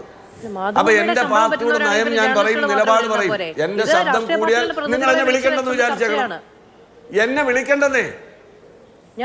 പാർട്ടി പ്രതിനിധി എന്നുള്ള നിലയിൽ വിളിച്ചാൽ പാർട്ടിയുടെ സ്വഭാവം ഉണ്ടാകും. ബുദ്ധിമുട്ടുള്ളവർ വിളിക്കേണ്ടതാണ്. ബുദ്ധിമുട്ടുണ്ടെങ്കിൽ അങ്ങ് പാർട്ടിയോട് പറഞ്ഞാൽ മതി. എന്നെ വിളിക്കേണ്ടതാണ്. ഞാൻ പാർട്ടിയോട് അല്ല, എന്റെ പാർട്ടി പറയുന്നത് കേൾക്കാനാണെന്ന് എന്നെ വക്താവായിട്ട് വെച്ചിരിക്കുന്നത്. എന്റെ പാർട്ടി എന്നോട് പറഞ്ഞു താങ്കൾ മാതൃഭൂമി ചാനൽ പോകണമെന്ന് പറഞ്ഞു. ഞാൻ വന്നു. അത്രേ ഉള്ളൂ. നിങ്ങളുടെ ശമ്പളത്തിനല്ല. അപ്പൊ ഞാൻ എന്റെ പാർട്ടിക്ക് വേണ്ടി സേവ് ചെയ്യാനാണ് വന്നിരിക്കുന്നത്. അല്ല, ഞാൻ അതിൽ തന്നെയാണ് പറഞ്ഞത്. ഞാൻ അങ്ങോട്ട് അങ്ങനെ ഒരു കാര്യം ചോദിച്ചിട്ടില്ല. ഞാൻ അങ്ങോട് പറഞ്ഞ ഒരു കാര്യം എന്താണ്, അഡ്വക്കേറ്റ് അനിൽ ബോസ് പേര് വെച്ച് പരാതി കിട്ടാതെ DGPക്ക് കൈമാറിയെന്ന് അങ്ങ് പറഞ്ഞു. എപ്പോ കൈമാറിയെന്നാണ്? കേരളത്തിലെ മാധ്യമങ്ങൾ മുഴുവൻ ഇങ്ങനെ ഒരു പരാതി KPCC അധ്യക്ഷന് കിട്ടി എന്ന് വാർത്ത കൊടുത്തതിന് ശേഷം, ഞാൻ ഓണെയറിൽ വാർത്ത വായിച്ചുകൊണ്ടിരിക്കുമ്പോഴാണ് അങ്ങനെ ഒരു വാർത്ത വരുന്നത്. അതിനുശേഷമാണ് അത് KPCC അധ്യക്ഷൻ പരാതി DGPക്ക് കൊടുത്തത്. കൊടുക്കാതിരിക്കാൻ നിവൃത്തിയും നിർവാഹമൊന്നുമില്ല. അതിനുശേഷമാണ് കൊടുത്തത്. അങ്ങേക്ക് തർക്കിക്കണമെങ്കിൽ അങ്ങ് തർക്കിച്ചോ. പിന്നെ യൂത്ത് കോൺഗ്രസ് അധ്യക്ഷ സ്ഥാനം രാജിവെച്ചതിന് ശേഷം അത് നിങ്ങളുടെ വിലയിരുത്തലല്ലേ? അല്ല, എന്റെ വിലയിരുത്തലല്ല. അങ്ങേക്ക് സമയമടക്കം ഖണ്ഡിക്കാമെങ്കിൽ ഖണ്ഡിച്ചോളൂ. അല്ലല്ല, DGPക്ക് കൈമാറിയത് അതിനുശേഷം തന്നെയാണ്. അതിന്റെ കാര്യം എന്താണെന്ന് അല്ലല്ല, വസ്തുതാവിരുദ്ധമായ കാര്യം പറയുന്നത് ഞാനത് പരിശോധിക്കാമെന്നാണ് KPCC അധ്യക്ഷന്റെ ആദ്യ പ്രതികരണം. KPCC അധ്യക്ഷനോട് തത്സമയം മാധ്യമങ്ങൾ പ്രതികരണം കള്ളെന്ന് പറയണ്ട. ചർച്ച ചെയ്ത് കുലുങ്ങിയാലൊന്നും കേരളം കുലുങ്ങില്ല. എനിക്കങ്ങനെ അങ്ങനെ ഇത് സത്യസന്ധമായി പറയുന്ന ഒരു കാര്യമാണ്. KPCC അധ്യക്ഷനോട് ആ പരാതിയുമായി ബന്ധപ്പെട്ട ചോദ്യം മാധ്യമപ്രവർത്തകർ ചോദിക്കുമ്പോൾ ഞാനത് പരിശോധിക്കാമെന്നാണ് അദ്ദേഹം പറഞ്ഞത്. DGPക്ക് കൈമാറിയിട്ടുണ്ട് എന്നല്ല. അതിനുശേഷമാണ് DGPക്ക് ആ പരാതി കൈമാറിയിരിക്കുന്നത്. അതായത് മാധ്യമങ്ങൾ മുഴുവൻ വാർത്ത കൊടുത്തതിന് ശേഷം പരാതി ഒളിച്ചു വെക്കാനൊന്നും പറ്റില്ല. പരിശോധിക്കണ്ടേ? അല്ല, പരാതി വന്നാൽ പരിശോധിക്കണ്ടേ? പരാതി വന്ന ജനങ്ങൾ അദ്ദേഹത്തിന് മേലിൽ കിട്ടിയ പരാതി മാത്രമല്ല, രാഹുൽ ഗാന്ധിക്കടക്കം CC വെച്ച പരാതി, അത് മാധ്യമങ്ങൾ വാർത്ത കൊടുത്തതിന് ശേഷം മാത്രമാണ് DGPക്ക് കൈമാറിയത് എന്ന് ഞാൻ പറഞ്ഞുള്ളൂ. ഒരു കാര്യം സ്വാഭാവികമാണേ, പരാതികൾ വരും, അത് പരിശോധിക്കും. പരിശോധിച്ചിട്ടാണ് ഉചിതമായ നടപടി സ്വീകരിക്കുന്നത്. വായിച്ചു നോക്കാതെ നടപടി സ്വീകരിക്കാൻ പറ്റുമോ? നിങ്ങൾ പറയുന്നത് കേട്ടോണ്ട് നിങ്ങൾ പറയുന്ന കേട്ടോണ്ട് നടപടി സ്വീകരിക്കാൻ പറ്റുമോ? അല്ല, ഞങ്ങൾ ചോദിച്ചു. അപ്പൊ അല്ല, പേര് വെക്കാതെ കിട്ടിയ പരാതി DGPക്ക് കൈമാറിയ പാർട്ടിയാണെന്ന് പറഞ്ഞതാണ്. നാട്ടുകാർ മുഴുവൻ അറിഞ്ഞിട്ട് ഒളിച്ചു വെക്കാൻ പറ്റില്ല എന്ന് ചോദിച്ചുകൊണ്ടിരുന്നോളൂ. ഞങ്ങൾ ചോദിച്ചോണ്ടിരിക്കും. നിങ്ങൾ കേരളത്തിന്റെ മുഖ്യമന്ത്രിയോട് ചോദിക്കുക. കേരളത്തിന്റെ മുഖ്യമന്ത്രിയോട് ചോദിക്കും. മാധു, എന്തുകൊണ്ട് ഇത്രയും ക്രൂരനായ പെണ്ണുപിടിയനായ ഒരു ജനപ്രതിനിധിയെ താങ്കൾക്ക് എന്തുകൊണ്ട് താങ്കളുടെ പോലീസിന്റെ കയ്യിൽ പരാതി കിട്ടിയിട്ട് അറസ്റ്റ് ചെയ്യാൻ കഴിഞ്ഞില്ല? മുഖ്യമന്ത്രിയോട് ചോദിക്കുന്നത്. ഞങ്ങളൊരു അപേക്ഷ പരിശോധിക്കാനുള്ള സമയം ചോദിച്ചാൽ അത് കുഴപ്പം. അല്ലല്ല, അറസ്റ്റ് ചെയ്തല്ലോ. ഇന്നലെ മുഴുവൻ കഴിയുന്നത്. എന്ന് അറസ്റ്റ് ചെയ്തു. ഇപ്പൊ നിങ്ങൾ ഈ ചോദ്യം, മാധുവിന്റെ ചോദ്യത്തിന്റെ ഉത്തരം ഇതാണ്. ഞങ്ങൾ പരിശോധിച്ചതിന് ശേഷം ഫോർവേഡ് ചെയ്തു. അവർക്ക് സൗകര്യമുള്ള പരിശോധിച്ചതിന് ശേഷമല്ല ഫോർവേഡ് ചെയ്തത്. ആ പരാതിയുമായി ബന്ധപ്പെട്ട് കേരളം മുഴുവൻ അങ്ങനെ ഒരു പരാതി കിട്ടിയിട്ടുണ്ടെന്ന് അറിഞ്ഞതിന് ശേഷം മാത്രമാണ് DGPക്ക് കൈമാറിയത്. തർക്കമില്ലാത്ത കാര്യമാണ്. വളരെയധികം നന്ദി പാനലിസ്റ്റുകൾക്കും പ്രേക്ഷകർക്കും. എന്റെ സമയം പൂർണ്ണമായും പൂർത്തിയാവുകയാണ്. എനിക്ക് മാത്രമല്ല, ക്രമം തിരിച്ചങ്ങിലേക്ക് വരാനും ബുദ്ധിമുട്ടുണ്ട്. ശരണ്യനോട് ക്ഷമിക്കണം. ഈ വിഷയത്തിൽ, അതായത് നോക്കൂ, കോൺഗ്രസ് പാർട്ടിയോട് ചോദിക്കാൻ പാടില്ല എന്ന് പറയാൻ ഇപ്പോഴും പാലക്കാട്ടെ സീറ്റ് കോൺഗ്രസിൻ്റെത് UDFിൻ്റേത് തന്നെയാണ് എന്നുള്ളത് കൊണ്ട് ആവർത്തിച്ചുള്ള ചോദ്യങ്ങൾ ഉണ്ടാകും. സംസ്ഥാനത്തൊരു MLA തുടർ പീഡന പരാതികളിൽ ജയിലിൽ പോയാൽ ആ വിഷയം ചർച്ച ചെയ്യാൻ പാടില്ല, അങ്ങ് പേടിപ്പിച്ച് കളയുമെന്ന നിലപാട് ഇവിടെ എടുക്കുന്നില്ല. വളരെയധികം നന്ദി പാനലിസ്റ്റുകൾക്കും പ്രേക്ഷകർക്കും.